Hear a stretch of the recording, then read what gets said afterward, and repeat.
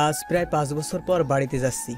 আর এই 5টা বছর না আমার পরিবারের কেউ আমার সাথে দেখা করেছে বা যোগাযোগ করেছে, আর না আমি ভাবিনি কখনো আমাকে আবার আমার পরিবারের সম্মুখীন হতে হবে।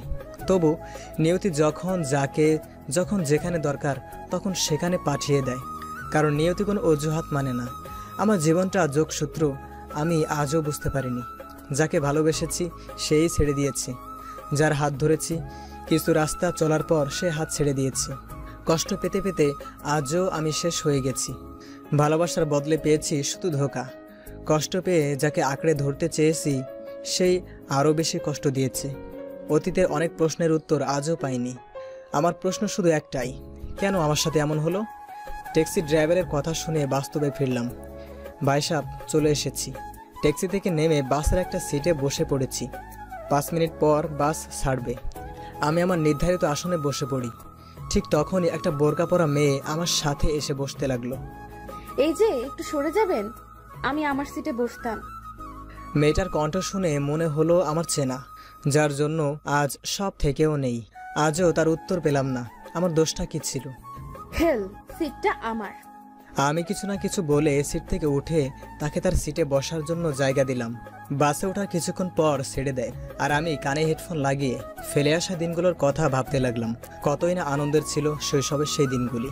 কিশোর, কিন্তু যৌবনের বয়সটা যে আবেগের আর কষ্টের হবে তা বুঝতেই পারিনি। আপনারা হয়তো কিছুই বুঝতে পারছেন না। তাহলে চলুন ঘুরে আসি আমার ফ্ল্যাশব্যাকে। আমার নাম হলো সাইফুল ইসলাম পারভেজ, মা বাবার একমাত্র ছেলে। তবে এটা ভাববেন না আমি তাদের একমাত্র সন্তান। যদি তা ভাবেন তাহলে ভুল করবেন, কারণ আমার একটা আদরের ছোট বোন আছে। ওর নাম ফাহিমা আক্তার তন্নি। এই ভাইয়া, ভাইয়া উঠ না, দেখ কত বেলা হয়ে গেছে। ওই যা এখান থেকে। সারাক্ষণ খালি মশার মতো কানের কাছে ঘ্যান ঘ্যান করা ছাড়া তোর আর কোনো কাজ নেই? কি আমি মশা? দাঁড়া, তোর ব্যবস্থা করতেছি। তোর যা করার করে নে। এখন আমি তোর ভাবিদের সাথে ঘুমের মধ্যে রোমান্স করব। তোর রোমান্স বের করতেছি। এই বলে আমার উপর বিনা মেঘে বৃষ্টিপাত হতে লাগলো। ওই, তুই এটা কি করলি? আমার ঘুমটা কি শত্রুতা করেছে যে এভাবে আমাকে ভিজিয়ে দিলি? কি করেছে তোর ঘুম? আমার যে আজ 9টায় স্কুলে যেতে হবে সেটা তোর মনে নেই? তো যা, আমাকে কেন বলছিস? আজ তোর 3rd ইয়ারের রেজাল্ট দেবে, তোর মনে নেই? আরে, এটা তো মনেই ছিল না। আজ যে কি হবে তা আল্লাহ জানে। তাই তাড়াতাড়ি ঘুম থেকে উঠে ফ্রেশ হয়ে বোনকে নিয়ে স্কুলে রেখে আমি ভার্সিটির দিকে যাই। কলেজে যাবার পর কলেজের মাঠের মাঝে আসতেই কিছু একটার সাথে ধাক্কা খেয়ে পড়ে যাই।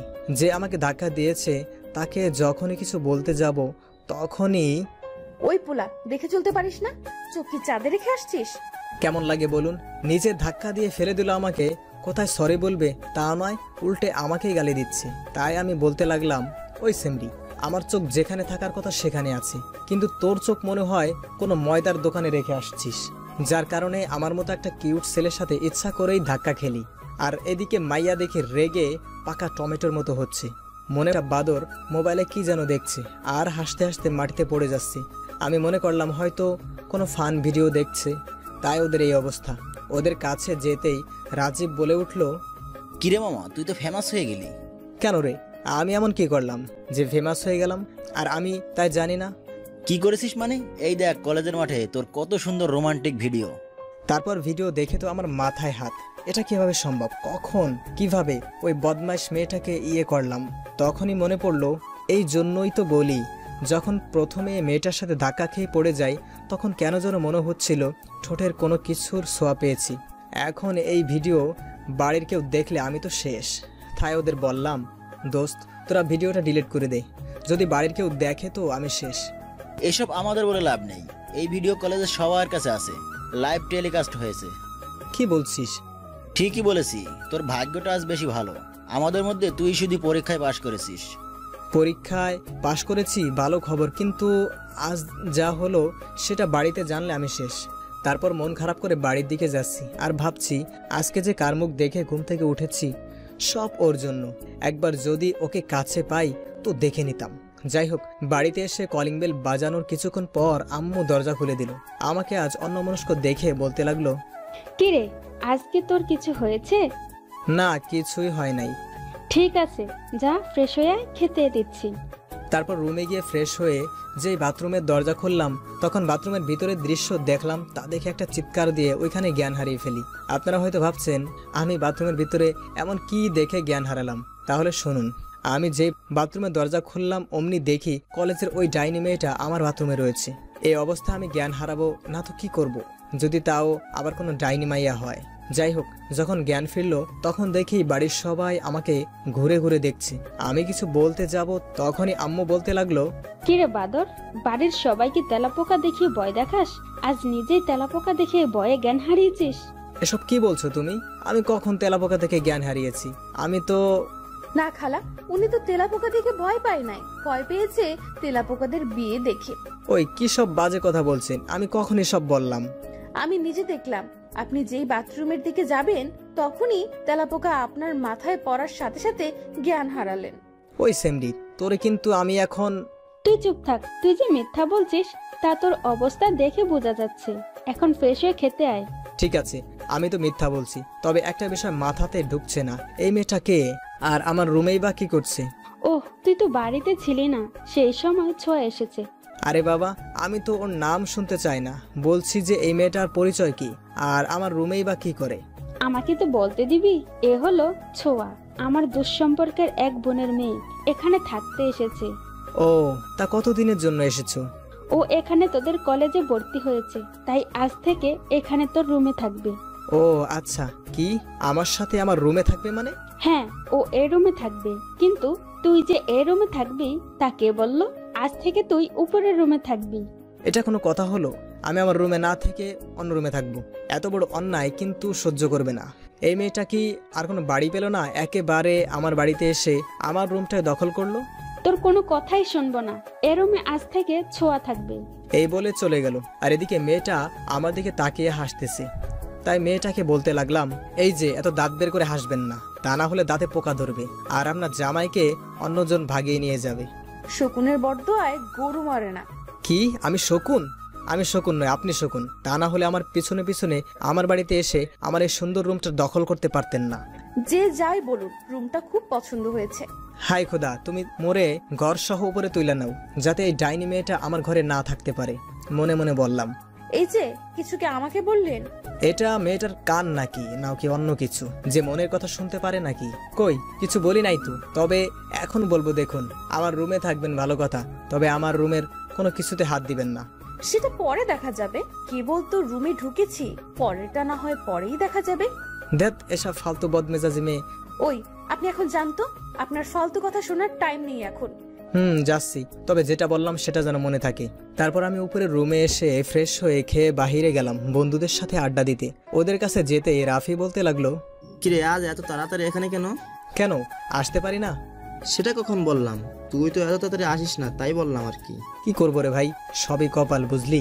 কেন, কিছু হয়েছে? কি হয় নাই সেটা বল। কি হয়েছে সেটা তো বল। তাহলে শোন কি হয়েছে। এরপর ওদের সবকিছু বলতেই ওরা হাসতে শুরু করলো।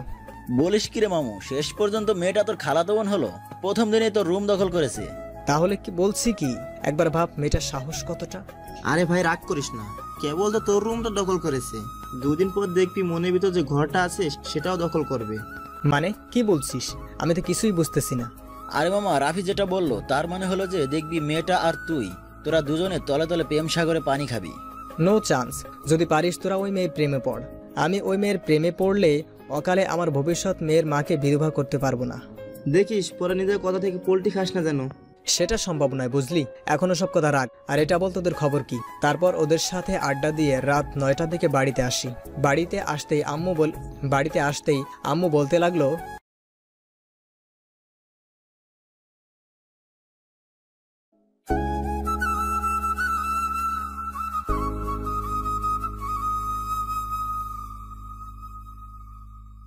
সেটা সম্ভব নয় বুঝলি। এখনো সব কথা রাখ, আর এটা বল তোদের খবর কি। তারপর ওদের সাথে আড্ডা দিয়ে রাত, আমি যখনই বাড়ি থেকে বাইরে যাই সব সময় তোমাদের কথা মনে পড়ে। তোর ওইসব চাপাবাজি বন্ধ কর, অনেক শুনেছি তোর এসব কথা। বাড়িতে কাজ করতে করতে আমার কোমর ব্যথা ধরে গেল। তোমাকে কতদিন বলেছি একটা কাজের লোক রাখো, কিন্তু না। কাজের লোক রেখে কি হবে? ওই একটু কাজে হাতে হাত লাগাবে, কিন্তু আমার সাথে সারাদিন কে কথা বলবে? না, ব্যাপারটা দেখছি অন্যদিকে যাচ্ছে, কথার প্রসঙ্গ পাল্টাতে হবে দেখছি। ঠিক আছে আম্মু, এখন থেকে তোমার সব কথা শুনবো, তার আগে খেতে দাও, খুব ক্ষুধা লেগেছে। তোর কথার কোনো বিশ্বাস নেই, তোকে বলেই বা কি হবে, আমি তোদের কি হই? যা ফ্রেশ হয়ে আয়, আমি খাবার বাড়ছি। তারপর আমি ফ্রেশ হয়ে খেতে বসতেই আম্মু বলতে লাগলো, শোন বাবা, কাল থেকে তুই ছোঁয়াকে শাদি করে তোদের কলেজে নিয়ে যাবি, নিয়ে আসবি। কথা শুনতেই ভাত আমার গলায় আটকে গেল। কোনো রকমে পানি খেয়ে আমি বলতে লাগলাম, তুমি তো জানো আমি আমার বন্ধুদের সাথে যাই, সেখানে ওনাকে মানে ওকে আমি কি করে নিয়ে যাব? উঠাচ্ছে আর চুবাচ্ছে, আর যার ফলে আমি শ্বাস নিতে পারছি না। যখন ঘুম ভাঙলো দেখি সত্যি আমি পানিতে পুরোপুরি ভিজে আছি, আর আমাকে পানিতে ভিজিয়ে সোয়া হাসতে শুরু করেছে। আমি রাগী লোক নিয়ে সোয়ার দিকে তাকিয়ে বললাম, ওই আপনি আমাকে এভাবে ভিজিয়ে দিলেন কেন? ভিজে দিলাম কেন মানে? আমি আপনাকে ডাকতে আসলাম, কিন্তু আপনি ঘুমের মধ্যে আমাকে জড়িয়ে ধরেছিলেন, তাই আপনাকে পানিতে ভিজিয়ে দিয়েছি। কি? আপনাকে আমি ঘুমের মধ্যে জড়িয়ে ধরেছি? এত বড় মিথ্যা কথা! কি আমি মিথ্যা কথা বলছি? অবশ্য বলবেন না কেন, আপনার যে স্বভাব। ওই আপনাকে কে আমার ঘুম থেকে তুলতে বলছে? যত সব ফালতু মেয়ে কোথাকার। সাত সকালে আমার ঘুমটা ভেঙে দিল। জানতো এখান থেকে। ওই মিয়া, আপনার সাহস তো কম নয়, আমাকে জান বলে ডাকছেন। আরে খালাম্মা, আমি আপনারা চলে যেতে বললাম, আর আপনি তার উল্টোটা ভাবছেন। ঠিক আছে ঠিক আছে, তাড়াতাড়ি আসুন, আমাকে আবার কলেজে যেতে হবে। এই বলে ছোঁয়া চলে যায়। তারপর আমি বাথরুমে গিয়ে ফ্রেশ হয়ে এসে দেখি বিছানার উপর আমার একটা প্রিয় টি শার্ট রাখা। এটা পুরনো কারো কথা মনে করিয়ে দিল। কিন্তু কে এটা এখানে রাখলো? এতদিন তো কেউ আমার জন্য কোনো কাপড় এভাবে রাখতো না। যাই হোক, টি শার্টটা আমি আলমারিতে তুলে রাখি আর অন্য একটা টি শার্ট পরে নিচে আসি। তারপর খাবার খেয়ে রিয়া আর সোয়াকে নিয়ে কলেজে থেকে রওনা হই। বোনকে ওর স্কুলে রেখে আমি আর সোয়া একসাথে কলেজে যাই। কলেজে আমাকে আর সোয়াকে একসাথে যাওয়া দেখে বান্দরগুলো আমাকে পচাতে লাগলো। তারপর থেকে সোয়া আর আমি প্রতিদিন একসাথে কলেজে যাই আর আসি, যার ফলে আমার আর সোয়ার মধ্যে খুব ভালো বন্ধুত্ব হয়। বয়ফ্রেন্ড যদি কোনো ভুল করে তাহলে গার্লফ্রেন্ড যেমন শাসন করে, ঠিক তেমনই সোয়াও আমাকে তেমন শাসন করত। যদি কোনো মেয়ের সাথে আমাকে দেখতো তাহলেও আমাদের এমন ব্যবহার দেখলে যে কেউ মনে করে আমরা একে অপরকে ভালোবাসি, কিন্তু আমরা দুজন তো এটা জানি যে আমরা শুধু খুব ভালো ফ্রেন্ড। একদিন সোয়া আর আমি কলেজ থেকে বাড়ি যাচ্ছিলাম, তখনই কে যেন আমার নাম ধরে ডাকছে। কে ডাকছে তা দেখার জন্য পিছনে ঘুরতেই দেখি আমার স্কুল লাইফের ফ্রেন্ড মিম আমার সামনে আসলো। ওকে কিছু বলতে যাব, তখনই ও বলতে লাগলো, কি রে, তুই কি বয়রা হয়েছিস? সেই কখন থেকে ডেকে চলেছি। সরি দোস্ত, রাগ করিস না, আমি বুঝতে পারি নাই যে তুই আমাকে ডাকছিস। তা পারবি কিভাবে? পাশে এত সুন্দরী একটা মেয়ে থাকলে যে কেউ বয়রা বা অন্ধ হতে পারে। ওই হারামি, চুপ করবি? একে তো অনেক বছর পর দেখা হলো, কোথায় একটু মিষ্টি মিষ্টি করে কথা বলবি, তা নয় রাগ দেখাচ্ছে। ওই, আমি রাগ দেখাচ্ছি নাকি? না না, রাগলে তোকে আমার বউ বউ লাগে, তুই রাখতেই পারিস। শালা হারামি, আমি তোর বউ? দেখ এবার তোর কি করি। আর এদিকে আমি সোয়ার দিকে তাকিয়ে দেখি রাগে ওর চোখ লাল হয়ে আছে। পরিস্থিতি সামলে নিতে আমি মিমের কাছে হার মেনে নেই। লাগছে দোস্ত, আর মারিস না। যদি আমাকে মারিস তাহলে আমি আর আমার ভবিষ্যৎ বউকে দেখতে পারবো না। যা, তোকে আজকের মতো ছেড়ে দিলাম। এবার বল, কেমন আছিস? এতক্ষণ মেরে যা অবস্থা করলি, এতে কেউ ভালো থাকতে পারে নাকি? ও তাই? আমার মারের কারণে যখন ভালো নেই তখন তোকে আবার ভালো করব। এই বলে মিম আমার দিকে আসতে লাগলো। কিরে, তুই আমার দিকে তোর ওই গুন্ডি লুক নিয়ে আসছিস কেন? একটা কথা তো জানিস, বিষ দ্বারাই বিষকে নষ্ট করতে হয়, তাই। থাক, আমি বুঝতে পারছি তুই কি করতে চাচ্ছিস। আমি তো এমনিতেই মজা করে বললাম। আর হ্যাঁ, আমি খুব ভালো আছি। আর আমিও তোর সাথে মজা করলাম। তা এখন তুই কোথায় পড়ছিস? ওয়ানার্স লাস্ট ইয়ারে পড়ছি। তা হঠাৎ এখানে তুই? আমি তো শুনেছিলাম তুই দেশের বাইরে গেছিলি। হ্যাঁ, তা গেছিলাম, কাল রাতে দেশে ফিরেছি। ও, খুব ভালো করেছিস। তবে একটা কথা, তোকে দেখে কেউ মনে করবে না তুই বিদেশে ছিলি। কেন? আমি বিদেশে ছিলাম তা কেন মনে করবে না? না মানে তুই আগেও যেমন ছিলি আর এখনো তেমনই। দেখ, বিদেশে পড়েছি বলে কি নিজের দেশের ঐতিহ্যকে ভুলে যাব? আর সেখানে ওদের দেশের ঐতিহ্যকে নিজের করে নেব কেন? আচ্ছা, তোর ভাষণ বন্ধ কর। তারপর মিমের সাথে আরো অনেক কথা বলে বাড়িতে চলে আসি। কিন্তু আসার পথে ছোঁয়া আজকে একটা কথাও বলে নাই। বাড়িতে আসার পরেও আমার সাথে কোনো কথাও বলে নাই। ও আমার সাথে কথা বলছে না। দেখে ভাবলাম হয়তো কোনো কারণে আমার উপর রাগ করেছে, তাই হয়তো আমার সাথে কথা বলছে না। ভাবলাম এখন ওর সাথে কীভাবে কথা বলি। অনেক ভেবেও কোনো বুদ্ধি মাথায় এলো না। তাই ভাবলাম যখন রাতে সোয়া ছাদে যাবে তখন ওর সাথে কথা বলবো। রাতে খাওয়ার পর আমি ছাদে চলে যাই। অনেকক্ষণ থাকার পরেও যখন সোয়া ছাদে আসলো না, তখন ভাবলাম হয়তো আজও ছাদে আসবে না। তাই আমি ছাদ থেকে যখন চলে যাব তখনই মনে হলো কেউ হয়তো ছাদে আসছে। ছাদে দাঁড়িয়ে আছি আর একজনের কথা খুব মনে পড়ছে। সে যদি থাকতো তাহলে কতই না ভালো হতো, কিন্তু সে আমার সাথে বিশ্বাসঘাতকতা করেছে। আমি যে আজও তাকে ভুলতে পারিনি। এসব ভাবতে ভাবতে চোখের কোণায় পানি চলে আসলো। অনেকক্ষণ ছাদে দাঁড়িয়ে আছি, কেউ আসছে না। যখন চলে যাব ঠিক তখনই দেখি সোয়া ছাদে আসছে, আর ওর চোখ দুটো এখনো খুব লাল হয়ে আছে, যা দেখে মনে হচ্ছে ও হয়তো অনেক কেঁদেছে। কিন্তু এটা বুঝলাম না ও কি জন্য কাঁদছে। যাই হোক, সোয়া যখন আমাকে ছাদে দেখলো তখনই চলে যেতে ধরলো, আর আমিও অমনি ওর একটা হাত টেনে ধরি। এতে সোয়া রেগে যায়। কি ব্যাপার, আপনি আমার হাত ধরেছেন কোন সাহসে? তুমি আমাকে আপনি করে বলছো কেন? আর তোমার হাত কি আমি ধরতে পারি না? সেটা আপনাকে বলতে বাধ্য নই। আমি কাকে কি বলে ডাকবো। আর একটা কথা মনে রাখবে, এভাবে বিনা অনুমতিতে আমার হাত ধরার সাহস দেখাবেন না।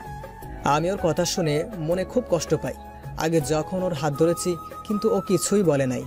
মনে কষ্ট চাপা রেখে ওকে বললাম, তোমাকে সরি, আপনাকে একটা কথা বলতে পারি কি? যা বলার তাড়াতাড়ি বলেন, আমি ঘুমাতে যাব। ও, আপনার আজকে হয়তো ঘুম পাচ্ছে, তবে চিন্তা করবেন না। একটা কথাই জানতে চাই, আজকে কলেজ থেকে ফেরার পর আপনার এমন কি হয়েছে যে আপনি আমার সাথে ভালোভাবে কথা বলছেন না? তোর সাথে কিসের ভালোভাবে কথা বলতে হবে? হ্যাঁ, জানা তোর সুন্দরী বান্ধবীর কাছে, যার সাথে মিষ্টি মিষ্টি কথা বলতে পারবি, তার গায়ে হাত দিতে পারবি। সোয়া, এসব কি বলছো? ও আমার ফ্রেন্ড, আর ফ্রেন্ডের সাথে কি কথা বলতে পারবো না নাকি? কেন, তুই কোন মেয়ের সাথে কথা বলবি জানিস? তুই যখন কোনো মেয়ের সাথে কথা বলিস আমার কতটা খারাপ লাগে। এমন মনে হয় আমি আমার সবচাইতে দামি কিছু হারিয়ে ফেলছি। মানে কি এসব কথার? আমি তো কিছুই বুঝতে পারছি না। তোকে কিভাবে বোঝাবো আমি তোকে ভালোবাসি? আমি ওর কথা শুনে স্তব্ধ হয়ে গেলাম। কি বলছে এসব? আমি আর কোনো মায়ায় জড়াতে চাই না আর কারো ছলনার শিকার হতে। আমি নিজেকে সামলে বললাম, দেখো সোয়া, তুমি এখনো অনেক ছোট, আর তুমি যাকে ভালোবাসো বলছো সেটা ভালোবাসা না, এটা ক্ষণিকের মোহ, যেটা একসময় কেটে যাবে। একসময় মনে হবে আমি তোমার জীবনে বড় ভুল। আমি আর কোনো মা। তুমি কি বলতে চাচ্ছিলে? কিসের মা?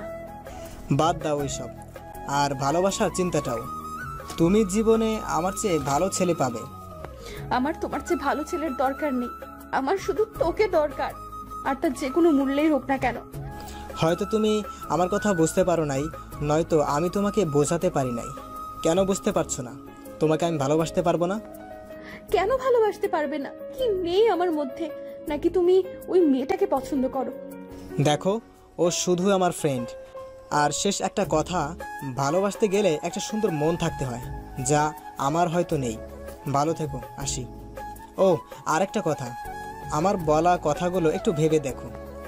এই বলে যখন চলে আসবো তখনই সোয়া বলে উঠল, এটাই যদি তোমার শেষ কথা হয় তাহলে আমারও একটা শেষ কথা শুনে রাখো। এই জীবনে যদি আমি তোমাকে না পাই তাহলে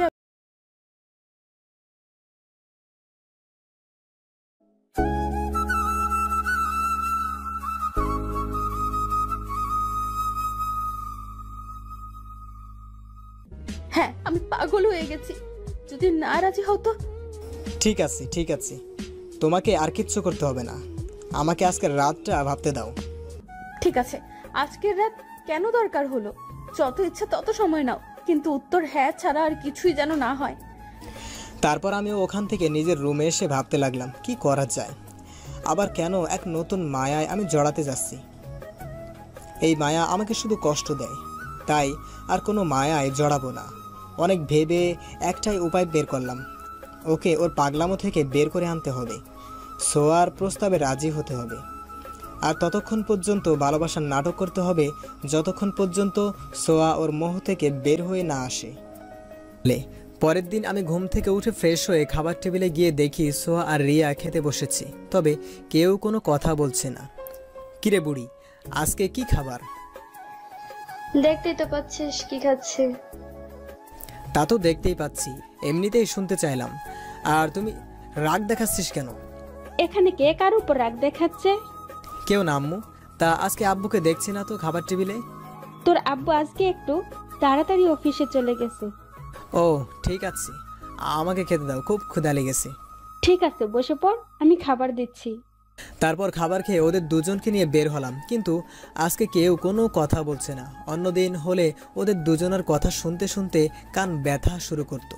তাই আজকে আমি ওদেরকে বললাম, কিরে তোরা আজকে দুজনে মুখে কি তালা মেরে রেখেছিস নাকি? কই না তো, তোর কেন এমন মনে হলো? এমনিই বললাম আর কি, অন্যদিন তো তোদের থামানো যেত না।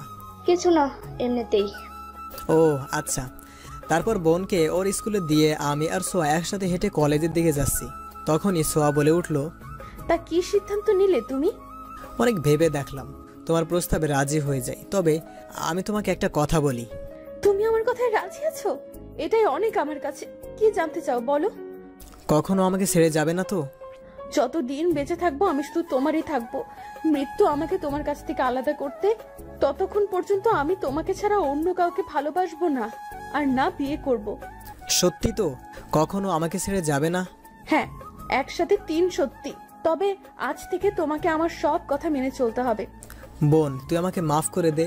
যদি জাতি জানতে পারে যে মুই থুকু আমি একটা মেয়ের কথা শুনে বা মেনে চলি, তাহলে সকলে মিলে আমাকে বাংলাদেশ থেকে বের করে দিবে। ওই কি বললি? আমি তোর বোন? হ্যাঁ তো তুমি তো আমার খালাতো বোন। উফ, বোনটোন আমি অনেক আগে ছিলাম, এখন আমি তোর বউ, বুঝলি? আমি কখন বিয়ে করলাম? আমারই তো মনে নেই। কেন, আমি এখন তোর হবু বউ তো। তাই এখন একটু দয়া করে চুপ করে থাক আর আমার কথাগুলো ভালোভাবে শুনতে থাক। তারপর না হয় ভেবে দেখ। আর শোন আমার কথাগুলো, আজ থেকে সিগারেট খাওয়া বন্ধ। তোর ওই বান্দর বন্ধুগুলোর সাথে বেশি মিশতে পারবি না। রাস্তায় কোনো মেয়ের দিকে তাকাতে পারবি না। 5 ওয়াক্ত নামাজ পড়তে হবে। আর হ্যাঁ, আমি যখন রাগ অভিমান করব তখন তোকে তা ভাঙাতে হবে। কিভাবে তা কি করবে আমি জানি না, ইত্যাদি। কথাগুলো মনে থাকবে তো? ওই কি হলো, চুপ করে আছিস? কিছু বলছিস না কেন? আমার কথা তোর কানে ঢুকছে নাকি এক কান দিয়ে ঢুকিয়ে অপর কান দিয়ে বের করে দিয়েছিস? কি হলো, কথা বলছিস না কেন? আমার কিন্তু রাগ হচ্ছে। তুমি তো আমাকে চুপ করে থাকতে বললে। হায় খোদা, এ আমি কাকে ভালোবাসি? আমি চুপ করতে বলেছি বলে উনি চুপ করে আছেন। কাকে আবার? তুমি আমাকে ভালোবাসো? তোকে ভালোবাসাটাই আমার সবচাইতে বড় ভুল হয়েছে। এই তো ইন্টেলিজেন্ট গার্ল, একদিনেই বুঝে গেছো তুমি ভুল মানুষকে ভালোবাসতে চলেছো। তাই একটা কথা বলি, কি? এক কাজ করো, আমার সাথে ব্রেকআপ করো আর আমার থেকে ভালো কোনো ছেলের সাথে প্রেম করো। না না না না না, এটা হচ্ছে না সোনা। অনেক কষ্টে তোমাকে আমি রাজি করেছি। এখন যদি তোমাকে আমি ছেড়ে দিই তাহলে সারা জীবন আমি কাকে জ্বালিয়ে খাবো? কাকে আবার? তোমার বরকে জ্বালাবে। ও তাই নাকি? হ্যাঁ। তাহলে অল্প একটু আগে কে যেন বললো ব্রেকআপের কথা? আরে আমি তো বলেছি যাতে তুমি কোনো ভালো ছেলেকে বিয়ে করে তার জীবনটা তেনা তেনা করে দিতে পারো। আমিও তো সেটাই করতে চাই। ওকে, তাহলে আজ থেকে ব্রেকআপ, কেমন? আরে আমাদের রিলেশনের এখনো একদিনও হয় নাই, আর তুমি বলছো এখনই ব্রেকআপ? তুমি এত বোকা কেন বলো তো? শুভ কাজে দেরি করতে নেই, এটা তুমি জানো না? দেখছো, আমি তো এটা জানতামই না। ঠিকই বলছো, শুভ কাজে দেরি করতে নেই। তাহলে আমি দেরি কেন করছি? আমিও তো সেটাই তোমাকে বলছি। তাহলে আজকে আমাদের রিলেশন শুরু আর আজকেই শেষ। তাই? হ্যাঁ, আর দেখবে আমাদের এই লাভ স্টোরি একটা ইতিহাস হয়ে থাকবে। হ্যাঁ, আমিও চাই আমাদের লাভ স্টোরিটা ইতিহাস হয়ে থাক। তাই আমি চাচ্ছি কি? হ্যাঁ বলো, কি চাচ্ছ? আজকেই তো আমাদের রিলেশনটা শুরু হয়েছে, তাই এটাকে একটু আলাদাভাবে শেষ করবে, তাই তো? বাবু, বাবু দেখছি খুব খুশি হয়েছে। যখন খুশি হয়েছে তাহলে এক কাজ করি, এখন সোজা কাজে অফিসে চলে যাই। নয় হ্যাঁ। না না, এখন বিয়ে করব না, তার থেকে বরং তোমার সাথে আগে প্রেম করি। আরে তুমি না এক্ষুনি বললে তুমি ব্রেকআপ করবে? ভুল করে বলে ফেলেছি, এবারের মতো মাফ করে কলেজে চলো। তা তুমি বললেই সব হবে নাকি? তুমি যখন কাজে অফিসে যাবে না তখন এক কাজ করি, কলেজে যেয়ে সোজা বাড়িতে যাই। কেন, ক্লাস করবে না? না, বাড়িতে খুব গুরুত্বপূর্ণ একটা কাজ আছে। ও আচ্ছা, তা কি কাজ আছে বলা যাবে কি? হ্যাঁ, শুনতেই পারো। বাড়িতে যে খালা আর খালুকে বলবো আমরা একে অপরকে খুব ভালোবাসি, তাই আমাদের যেন বিয়ে দিয়ে দেয়। এসব তুমি কি বলছো? আমাকে কি অকালে বিধবা আমার বহুকে বিধবা করতে চাও? আরে না, আমি তোমাকে খুব ভালোবাসি, অনেক আগে থেকে। তোমাকে একটু পরীক্ষা করে দেখলাম। আমার বিশ্বাস হয় না। সত্যি বলছি। তাহলে এখানে আমাকে জড়িয়ে ধরো, তাহলে মানবো। হঠাৎ বাসটা ব্রেক করলো আর আমার ঘুম ভেঙে গেল। আর ফিরে এলাম অতীতের ভাবনা থেকে। বোরকা পরা মেয়েটা আমার কাঁধে মাথা রেখে ঘুমিয়ে আছে। বাস থামতেই সেও জেগে উঠল। তখন কন্ট্রাক্টর বলল, বাস এখানে 20 মিনিটের জন্য থামবে, যার যা প্রয়োজন সব করে নিতে পারেন। বোরকা পরা মেয়েটাকে আমার যেন কেমন মনে হলো চেনা। বাস থামতেই মেয়েটা নিচে নামলো, আমিও নামলাম। নেমে দেখি মেয়েটা দোকান থেকে কিছু কিনলো। আমারও খিদে পেয়েছিল, তাই আমিও কিনলাম। বাস ছাড়তে 5 মিনিট বাকি, তাই মেয়েটা বাসের দিকে যাচ্ছিল। তখন আমি মেয়েটাকে বললাম, হ্যালো, এই যে বোরকাওয়ালি। মেয়েটা পিছনে তাকালো আর বলল, আমাকে ডাকছেন? হ্যাঁ। কেন? আসলে আপনাকে কেমন যেন চেনা চেনা মনে হচ্ছে। সব ছেলেরা একই রকম বলে মেয়েটা পটানোর চেষ্টা করে। আরে আমিও এরকম নই। আমি আমার মুখ দেখাইনি, তাহলে কেমন করে আপনার চেনা চেনা মনে হয়? আপনার কণ্ঠ শুনে মনে হলো ঠিক সো। যখনই এই কথাটা বলি মেয়েটা কেমন যেন ভয় পেয়ে গেল আর সাথে সাথে বাসে উঠে গেল। তারপর আমিও বাসে উঠে দেখি মেয়েটা মুখ থেকে কাপড় সরিয়ে পানি খাচ্ছে, কিন্তু মেয়েটা আমাকে দেখেনি। সেই চেনা মুখ। সে ভাবছে আমি তাকে চিনতে পারবো না, কিন্তু সে জানে না সে যখন থেকে বাসে উঠেছে তখন থেকে আমি বুঝতে পেরেছি তুমি কে। নিখুঁত অভিনয় তোমার। সেদিন বুঝতে পারিনি, কিন্তু আজ বুঝতে পেরেছি। তোমার এই অভিনয়ের জন্য আজ আমার সব থেকেও কিছুই নেই। আমি চাইলে আমি প্রতিশোধও নিতে পারতাম, কিন্তু নেইনি, কারণ কিছু প্রতিশোধ সময়ের উপর ছেড়ে দিতে হয়। সময় একদিন ঠিকই প্রতিশোধ নিয়ে নেবে। আমি গিয়ে সিটে বসলাম আর সেই দিনের কথা ভাবতে লাগলাম, যেদিন সোয়া আমাকে প্রথম জড়িয়ে ধরেছিল। আর পাগলামিগুলো মনে মনেই হেসে উঠলাম। আজও প্রশ্ন রয়ে গেছে, সেটা ভালোবাসা ছিল না, অন্য কিছু। আজও মনে আছে সেই দিনটা। আমি যখন মেয়েটার দিকে তাকালাম ঠিক তখনই সে বলল, দেখুন, লাইন মারার একদম চেষ্টা করবেন না, আমি বিবাহিত। কথাটা শুনে আমি মুচকে হাসলাম আর বাইরে দেখতে লাগলাম। সূর্য এখন পশ্চিম আকাশে ঢলে পড়েছে। কয়েক ঘন্টা পরেই সে অস্ত যাবে আর রাত আসবে, যেটা আমার জন্য কষ্টের। জানালা দিয়ে দেখছি সবকিছু কেমন যেন পিছন দিকে যাচ্ছে, আর বাস সবকিছু ফেলে সামনের দিকে এগিয়ে যাচ্ছে। যে মেয়েটা বোরকা পরে আমার পাশে বসে আছে সে ভেবেছে আমি তাকে চিনতে পারবো না। আমি তার ধারণাটাই ঠিক রাখতে চাই। সে স্বামীর সংসার নিয়ে সুখে আছে, থাক না, আমি আর তার মাঝে ঢুকতে চাই না। আমি না হয় অতীত নিয়েই থাকি। আজ থেকে 5 বছর আগে যখন ছোঁয়া আমার জীবনে এসে আবার ভালোবাসতে শিখিয়েছিল, আবার বাঁচতে শিখিয়েছিল, তখন এটা ভাবিনি যে আমার জীবন এভাবে পাল্টে যাবে। Flashback again.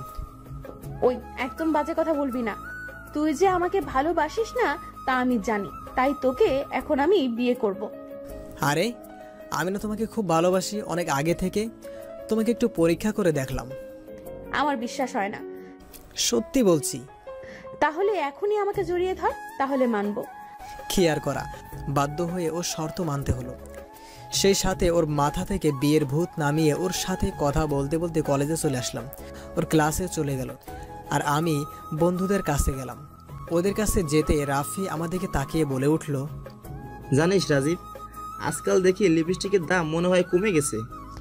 কি বলছিস মামা তুই? লিপস্টিকের দাম কমলে আমাকে আর আমার বাবার পকেট মারতে হতো না। কিন্তু তুই হঠাৎ করে কেন বললি যে লিপস্টিকের দাম কমে গেছে? তুই কি কারোর জন্য কিনেছিস নাকি? ওই তোরা লিপস্টিক নিয়ে গবেষণা করছিস নাকি? আমি তো তোদের কথা কিছুই বুঝতে পারছি না। আরে শালা লিপস্টিকের কাছে কেন, মেয়েদের কাছে গেলেও তো লাগতে পারে ফ্রিতে। আরে ভাই, আমি কেন কিনতে যাব? দেখছিস না, যারা লিপস্টিক নামক বস্তুর আশেপাশেও যায় না তার শার্টও এখন লিপস্টিক লেগে থাকে। হ্যাঁ, আমিও তো কিছুই বুঝতেছি না। আমি তো রাফির কথা তাল মেলাচ্ছি শুধু। শালা তুই অন্ধ নাকি? দেখতে পাচ্ছিস না আমাদের পিওর সিঙ্গল বাই পারভেজের শার্টে কত সুন্দর করে ঠোঁটের লিপস্টিকের মার্ক রয়েছে। আরে শালা আমি তো আগে দেখি না এটা। তুই দেখবি কি করে? তুই তো কানা।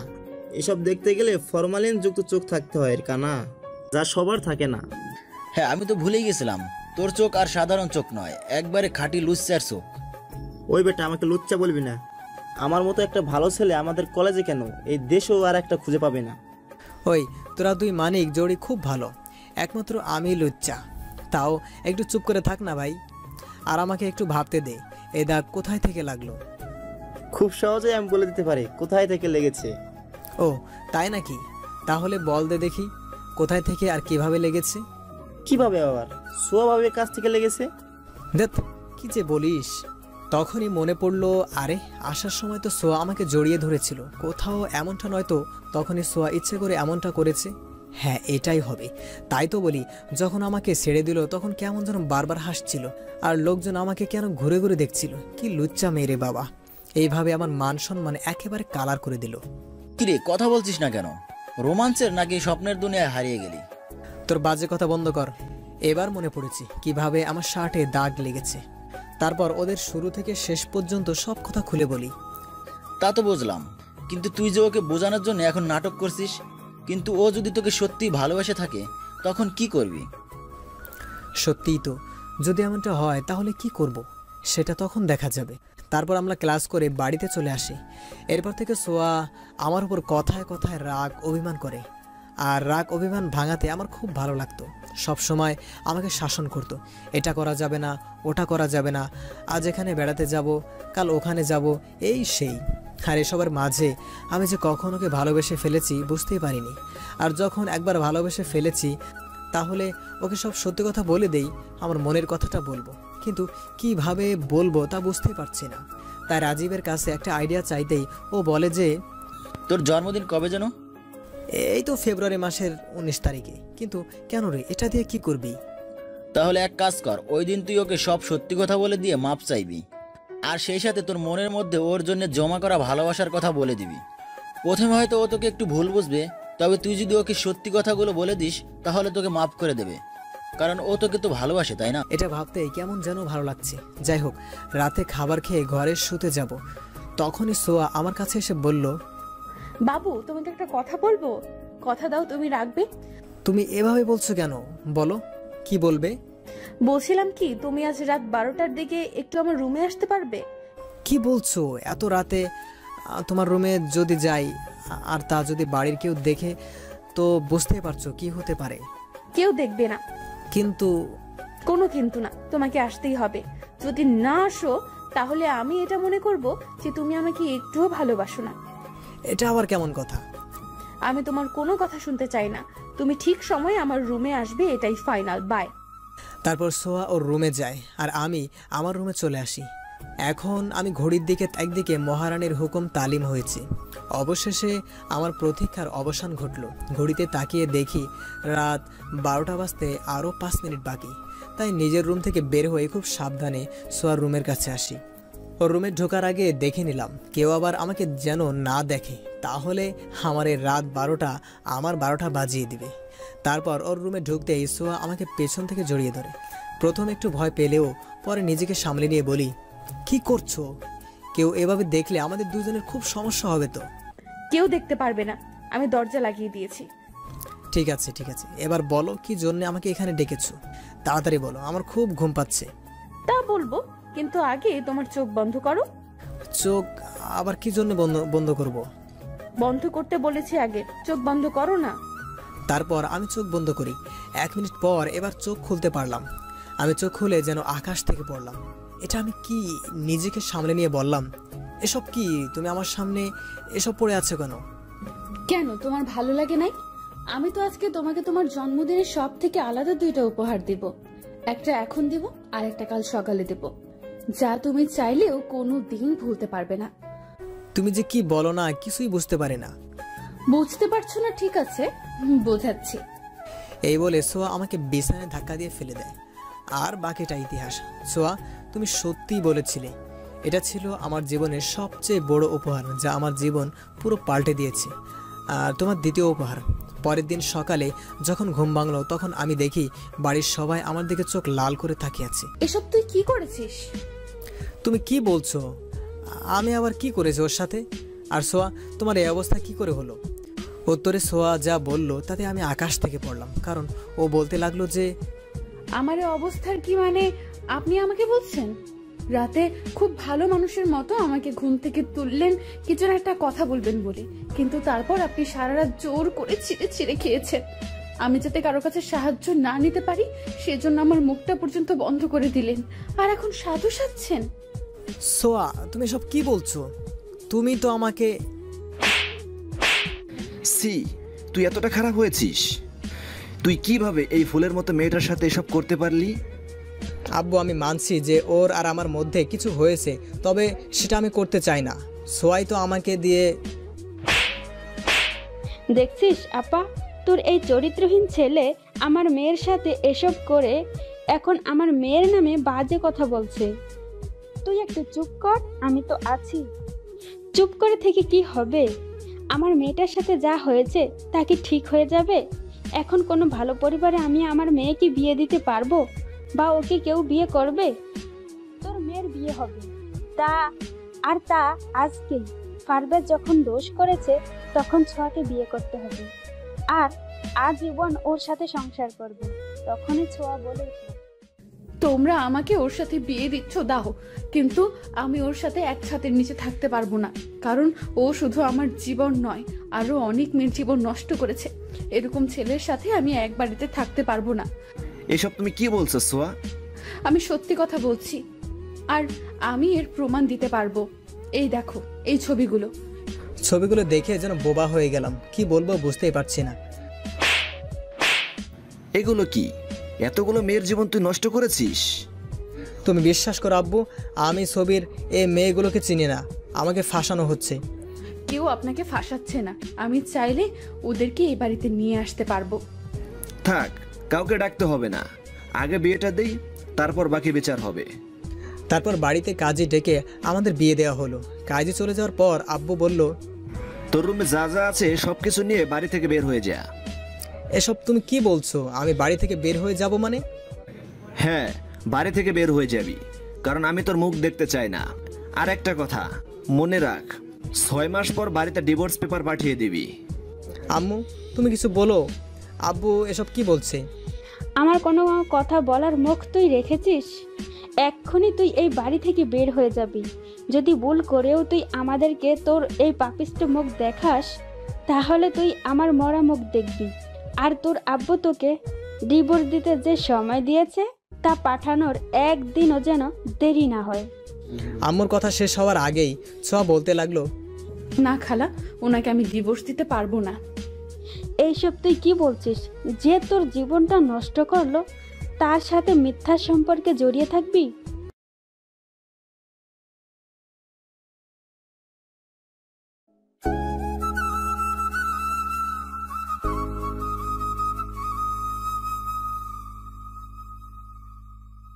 না খালা, ওনাকে আমি ডিভোর্স দিতে পারবো না। এইসব তুই কি বলছিস? যে তোর জীবনটা নষ্ট করলো তার সাথে মিথ্যা সম্পর্কে জড়িয়ে থাকবি? কি করব খালা, মেয়েদের জীবনে তো বিয়ে একবারই আসে, তবে অনেকেই দ্বিতীয় বিয়ে করে, তবে আমি তা করতে পারবো না, আর না ওর সাথে থাকতে পারবো না। ঠিক আছে, তুই যা ভালো মনে করিস। আর তুই এখনো এখানে আছিস? বের হয়ে যা। ঠিক আছে, চলে যাচ্ছি। তবে যাওয়ার আগে আমি একবার সোয়ার সাথে আলাদাভাবে কথা বলতে চাই। ঠিক আছে, আপনি আমার সাথে আসুন। তারপর আমি ওর রুমে যেয়ে আমি বললাম, সোয়া, তুমি আমার সাথে এটা কি করলে? আমি এমন কি করেছিলাম যার কারণে আমাকে আমার পরিবার থেকে আলাদা করলে? আমার চরিত্রে মিথ্যা দাগ লাগিয়ে দিলে কেন? এই ভালোবাসা ছিল তোমার? আমি জানতাম তুই এই কথাগুলো আমাকে বলবি, তাই সব কিছু গুছিয়ে রেখেছি। এই খামটা রাখ, এখানে এমন কিছু আছে যা দেখে তুই তোর সব প্রশ্নের উত্তর পাবি। আর কি যেন বললি? ভালোবাসা? হ্যাঁ, তোকে আমি খুব ভালোবাসি, তোর জন্য নিজের জীবনটা দিতেও পিছু পা হব না। তাই কাল রাতে আমি আমার সব চাইতে দামি জিনিসটা তোকে তোর বার্থডেতে উপহার দিয়েছি, কিন্তু তোকে ভালোবাসার আগে তোর সাথে ভালোবাসার অভিনয় করেছি। তবে অভিনয় করতে করতে যে তোকে ভালোবেসে ফেলেছিলাম তা বুঝতেই পারি নাই। কিন্তু তুই একটা কথা কি জানিস? আমি তোকে যতটা ভালোবাসি ঠিক ততটাই ঘৃণা করি। প্রথমে আমি বুঝতে পারছিলাম না, আমি ঠিক একদিকে ছিল ভালোবাসা, আরেকদিকে ছিল প্রতিশোধ। অনেক ভেবে আজকে যা করলাম তা অনেক ভেবে চিন্তেই করেছি, কারণ তোকে বলেছিলাম তোকে ছাড়া আর কাউকে বিয়ে করতে পারবো না, যা রেখেছি। আর একদিকে একজনকে কথা দিয়েছিলাম তোকে এমন শাস্তি দিব যাতে তুই যতদিন বেঁচে থাকবি ততদিন তুই যেন মৃত্যু যন্ত্রণা পাস। আর এই কথাও আমি রেখেছি, কারণ তুই তোর মাকে খুব ভালোবাসিস, তুই তাকে ছাড়া কিছুতেই ভাবতে পারিস না। আর একটা কথা, তুই এখন বুঝতে পারবি, যখন পরিবারের কাছে মিথ্যে দোষে দোষী কেউ হয় তখন সে কতটা অসহায় হবি। তুমি এসব কি বলছো? আমি কিছুই বুঝতে পারছি না। ওই যে বললাম, তোর সব প্রশ্নের উত্তর এতেই পাবি। আর যদি কিছু বলার থাকে তো বলতে পারিস, আর যদি না থাকে তাহলে আসতে পারিস। না, আর কিছু বলার নেই। যে বাড়িতে তাদের ছেলেকে আজও চিনতে পারলো না, বাড়ি থেকে বের করে দিতে পারে, সেখানে থাকার চেয়ে না থাকা অনেক ভালো। তবে যাওয়ার আগে একটা কথা বলছি, জানি না এখানে এমন কি কারণ আছে যে যার জন্যে আমার সাথে এমন করলো। যদি এখানে তেমন কিছু না থাকে, মানে যে কারণটা এখানে আছে বলছো তা যদি মিথ্যে হয়, তবে তুমি তোমার জীবনের সবচাইতে বড় ভুল করলে, যার মাসুল তোমাকে সারা জীবন দিতে হবে। আসি, বেঁচে থাকলে হয়তো একদিন ঠিক দেখা হবে। হঠাৎ কারো ডাকে ঘোর কাটলো, চেয়ে দেখি চলে এসেছি। বাস থেকে নামলাম, তার সাথে বোরকা পরা মেয়েটাও। সে চলে যেতে লাগলো আর আমি দেখতে লাগলাম। আজ নিজেকে প্রশ্ন করছি, মানুষ বড় অদ্ভুত, সে কথা দিয়ে খুব সহজেই ভুলে যায়। সোয়া, তুমি যতই নিজেকে আড়াল করার চেষ্টা করো না কেন, আমি ঠিক তোমাকে বুঝতে পেরেছি। তুমি হয়তো স্বামীর সংসার নিয়ে অনেক সুখে আছো, আমাকে দেওয়া কথা হয়তো ভুলেই গেছো। আর মনে রাখবেই বা কেন, তুমি তো অভিনয় করেছিলে। তারপরেও দোয়া করি তুমি সুখে থাকো, আর আমি না হয় কষ্ট নিয়েই থেকে গেলাম। আজ 5 বছর পরে সেই চিরচেনা শহর কতটা না পাল্টে গেছে। এখানে লুকিয়ে আছে আমার ছোটবেলা। আজ 5 বছর পরে সেই চিরচেনা শহর কতটা না পাল্টে গেছে। এখানে লুকিয়ে আছে আমার ছেলেবেলা, বন্ধুদের সাথে কাটানো দিনগুলো, আমার জীবনের সুখের দিনগুলো, যার আজ সময়ের মধ্যে চাপা পড়ে গেছে। শহরটা ধরেছে নতুন রূপ, ঘটেছে নতুন মানুষের আগমন। চেনা শহরটা আজ অচেনা হয়ে গেছে, আর এই শহরে আধুনিকতার ছাপ পড়েছে। আমি হেঁটে চলছি এই শহরের পথ ধরে। আজ নিয়তি আমাকে আবার এইখানে নিয়ে এসেছে। আমি এইখানে অফিসের দেওয়া একটা বাড়িতে উঠব। অফিস থেকে দেওয়া বাড়ির সামনে দাঁড়িয়ে আছি, চারদিকে অন্ধকার নেমে এসেছে। একজন লোক আমার দিকে এগিয়ে এসেছে, অন্ধকারের জন্য মুখটা দেখা যাচ্ছে না। লোকটা আমার পাশে এসে বলল, আপনি কি পারভেজ?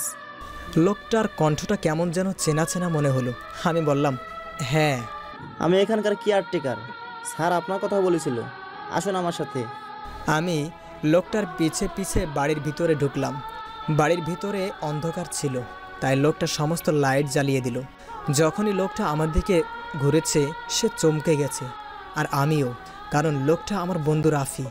আমাকে দেখেই জড়িয়ে ধরল। কোথায় ছিলে এতদিন? জানিস তোকে কত খুঁজেছি, একবার আমার কথা মনে হয়নি তোর? কিরে, কথা বলছিস না কেন? আগে তোর কথাটা শেষ কর, তারপর তো বলি। চল তোর বাড়ি চল। কার বাড়ি? তোর বাড়ি। আমার কোনো বাড়ি নেই, আর এটাই এখন থেকে আমার বাড়ি। তোর বাড়ি থাকতে তুই এখানে থাকবি কেন? চল আমার সাথে, তোকে দেখে তোর বাড়ির লোক কত খুশি হবে জানিস। না আমার কেউ আছে, না আমার কোনো বাড়ি আছে। এখন অভিমান করে আছিস? অভিমান তো কাছের মানুষের উপর করা যায়, আমি কারো উপর অভিমান করে নেই। তুই অনেক বদলে গেছিস। সময় আর পরিস্থিতি সব কিছু বদলে দেয়। আর একটা কথা, আমি এখানে আসি কেউ জানিয়ে জানতে না পারে। তাহলে এখানে কেন এসেছি? অন্য কারোর জন্য। সোয়াকে? না। তাহলে? পরে বলবো, এখন খিদে লেগেছে, আমার জন্য খাবারের ব্যবস্থা কর। আর একটা কথা যেন মনে থাকে, কেউ যেন জানতে না পারে। আচ্ছা। তারপর রাফি চলে গেল খাবার আনতে, আর আমি ফ্রেশ হয়ে নিলাম। আমি আর রাফি একসাথে খাবার খেলাম। রাফি বলল আজ আমার সাথে আড্ডা দিবে। রাতে আমি আর রাফি ছাদে বসে আছি। তখন রাফি বলল, বললি না কার জন্য এসেছিস? এইখানে ফিরে আসার ইচ্ছা আমার কোনো দিনও ছিল না, কিন্তু 6 বছর আগে করা ভুল শুধরানোর জন্য ফিরে আসতে হলো। কিসের ভুল? আর কার সাথে করেছিস? নীলিমা। এই নীলাটা আবার কে? আমার প্রথম ভালোবাসা। প্রথম ভালোবাসা মানে? আমি কিছু বুঝছি না। আমার আর নীলিমার দেখা হয় তখন আমি সবেমাত্র ইন্টারে পড়ছি। তোরা তো জানিস আমি ইন্টার আমার মামার বাড়ি থেকে করেছি। হ্যাঁ জানি। তা নীলিমার সাথে তোর পরিচয় হলো কেমন করে? নীলিমা তখন 10ম শ্রেণীতে পড়তো। তখন আমাদের কথা হতো না, কিন্তু রোজ দেখা হতো। আমি অনেকবার চেষ্টা করেছি কথা বলতে, কিন্তু পারিনি। আর এসএসসি পরীক্ষার শেষেও নিজের একদিন আমার সাথে কথা বলতে আসে। তারপর আমাদের রোজ কথা হতো। আমাদের সম্পর্ক ধীরে ধীরে ভালোবাসার রূপ নিতে থাকে। আমার ইন্টার পরীক্ষার পর আমি ওকে প্রপোজ করি। আমি জানতাম না ও আমাকে ভালোবাসে কিনা। প্রপোজের বদলে ও আমাকে চর মারে। কেন, ও তোকে পছন্দ করতো না? আরে না, ও আমাকে পছন্দ করতো।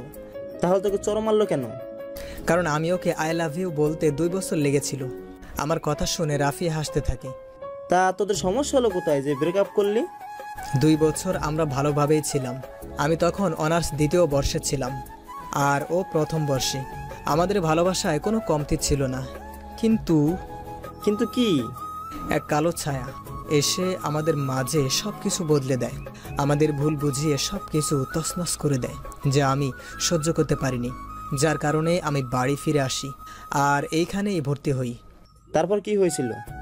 অনেক বছর পরে আজ জানতে পারলাম আমি ভুল ছিলাম। আমাদের সম্পর্ক ভাঙার জন্য মিথ্যা সাজানো হয়েছিল আর আমরা ওইখানেই ফেসে যাই। কিছু বুঝলাম না। আমি আমার জীবনের সমীকরণ আজও বুঝতে পারিনি। তুই আর কি বুঝবি? অনেক রাত হয়েছে, আমি এখন ঘুমাবো। আচ্ছা আমি তাহলে যাই, কাল কথা হবে। হ্যাঁ। রাফি চলে যাচ্ছিল, তখন আমি বললাম, কথাটা যেন মনে থাকে। কোন কথা? আমি যে এখানে আছি কেউ যেন জানতে না পারে। Okay bro. রাফি চলে গেলে আমি ঘুমানোর চেষ্টা করলাম। সকালবেলা পাখিদের ডাকে ঘুম ভাঙে। চারদিকে আকাশটা পরিষ্কার হয়ে গেছে, সূর্য উদয় হচ্ছে। এই শহরের সকালটা আমার বড্ড চেনা, কারণ এখানে কাটিয়েছি জীবনের অনেকগুলো বছর।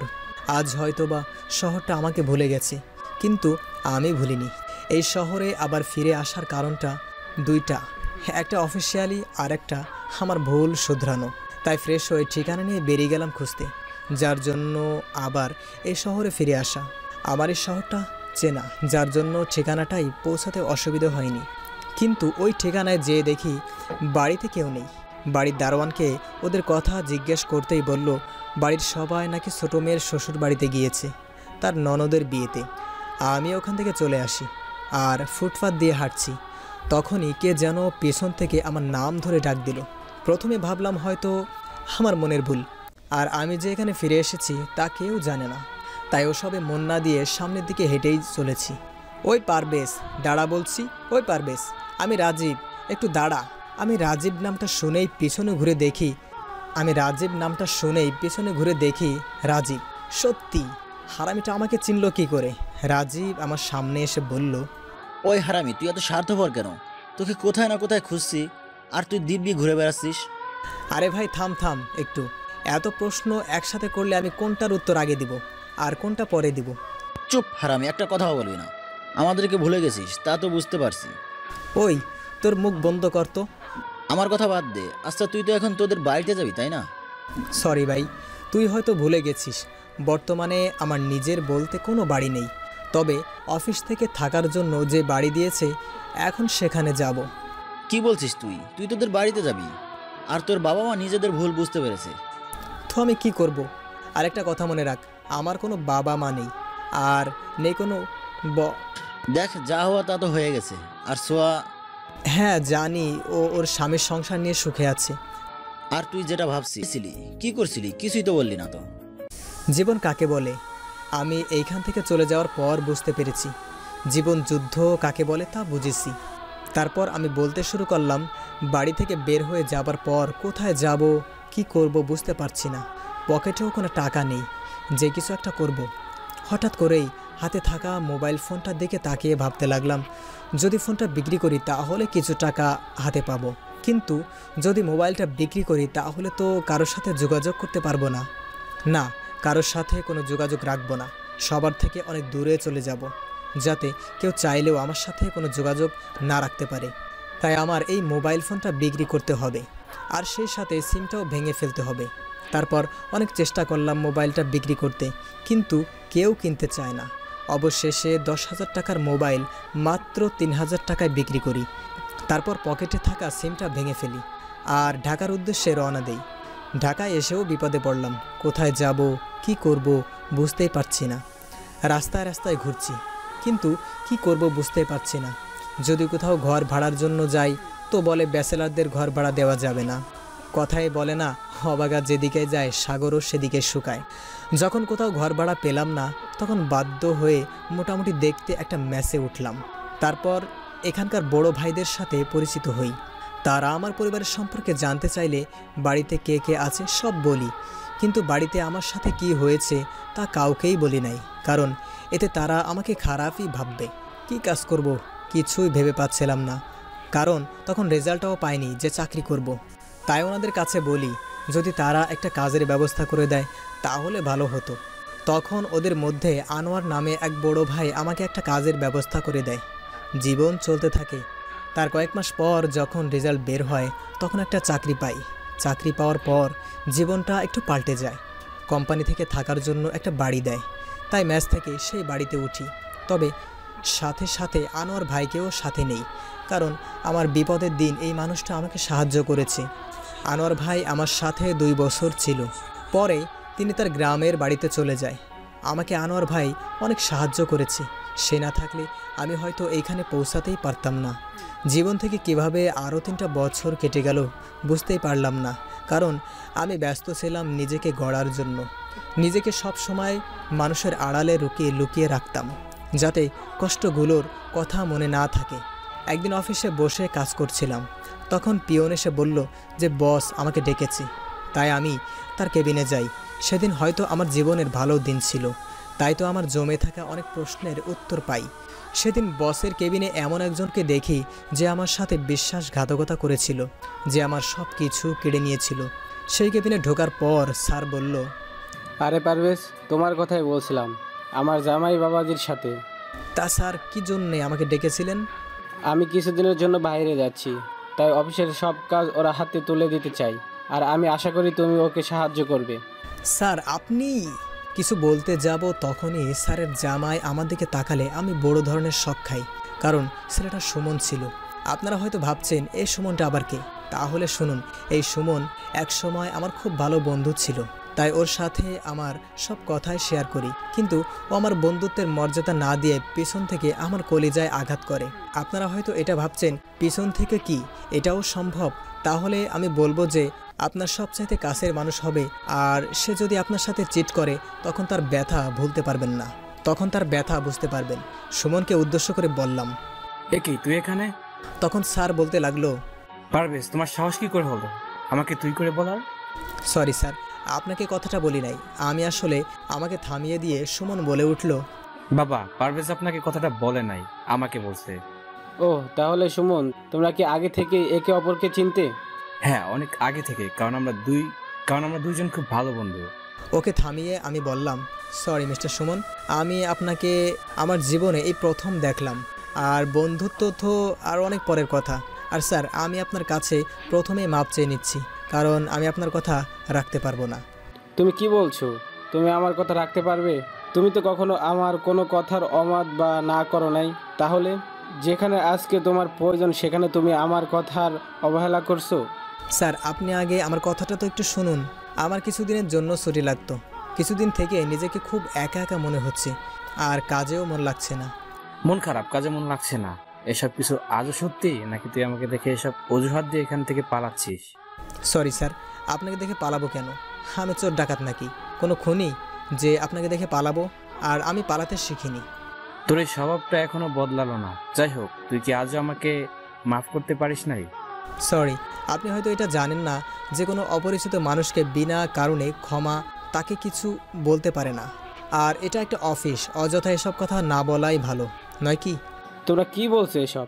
কিছুই বুঝতে পারছি না। জামাই বাবাজি বলছে ও তোমাকে চিনে, তুমি বলছো চেনো না, আবারও মাফ করার কথা বলছে, এসব কি? ওসব কিছু না স্যার। কি কিছু না? আমাদের এতদিনের বন্ধুত্ব কি করে তুই ভুলতে পারিস? মানছি আমি একটা ভুল করেছি, তাই বলে কি আমাকে মাফ করা যায় না?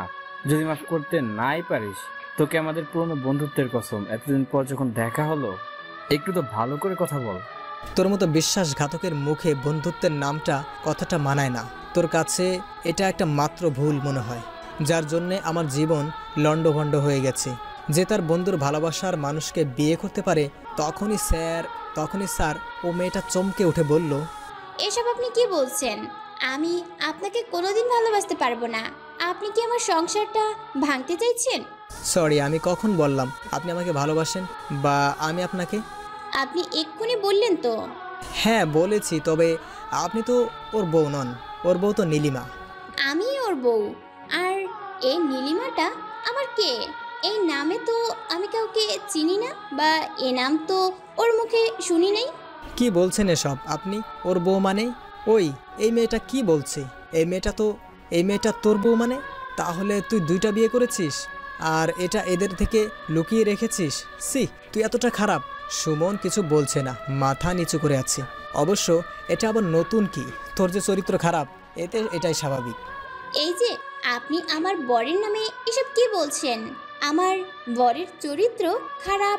আপনি আমাদের কর্মচারী, তাই আপনি কর্মচারীর মতো থাকুন।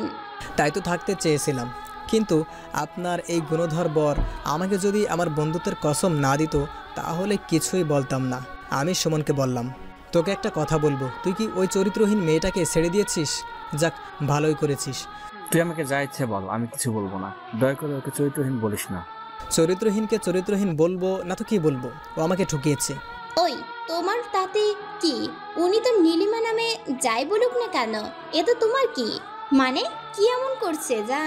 মেয়েটাকে থামিয়ে দিয়ে সুমন বলল, বলবো আর সব সত্যি কথা বলবো। আমার একটা মিথ্যা মোহর কারণে আজ আমি আমার সবথেকে ভালো বন্ধুর কাছে অপরাধী, ওর ভালোবাসার মানুষের কাছে অপরাধী। তখন সুমন আমাকে বলল, দোস্ত তুই আমাকে মাফ করে দিস, সব দোষ আমার, নীলিমার কোনো দোষ নেই। তুই নীলিমাকে খারাপ চরিত্রহীন বলিস না। মানে? আমি কিছু বুঝছি না। সুমন বলতে শুরু করলো, যেদিন তুই আমার সাথে নীলিমার পরিচয় করিয়ে দিয়েছিলি, ওই দিন আমি ওকে দেখে ওর রূপের প্রেমে পড়ে যাই। তাই আমি সবসময় চেয়েছিলাম তোদের দুজনকে আলাদা করে দিতে।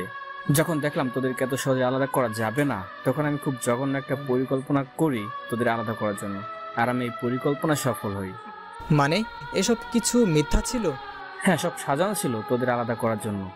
তোদেরকে আলাদা করার জন্য আমি প্রথমে নীলিমার কাছে তোর একটা মেয়ের এডিট করা এমন কিছু ক্লোজ ছবি পাঠিয়ে দিই, আর নীলিমাকে বলি তুই ওকে ধোকা দিছিস।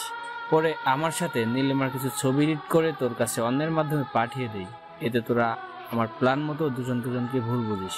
আর তোকে এটাও বলি যে আমার সাথে নীলিমার বিয়ে ঠিক হয়েছে। আর তুই যখন রাগ করে নীলিমার ওই ছবিগুলো নিয়ে গিয়ে ওর বাবার সামনে ওকে অপমান করে আসিস, তখন ওর বাবা ওকে অপমান করে। তার মানে নীলিমা নির্দোষ ছিল? হ্যাঁ। সুমনের এই কথাটা শোনার পর আমার বুকের ভেতর মনে হচ্ছে সব কিছু ভেঙে যাচ্ছে, আর মনে হচ্ছে আমি এত বড় ভুল কি করে করলাম। যাকে ভালোবাসতাম তাকে চিনতে পারলাম না, কি করে আমি এত বড় ভুল করলাম।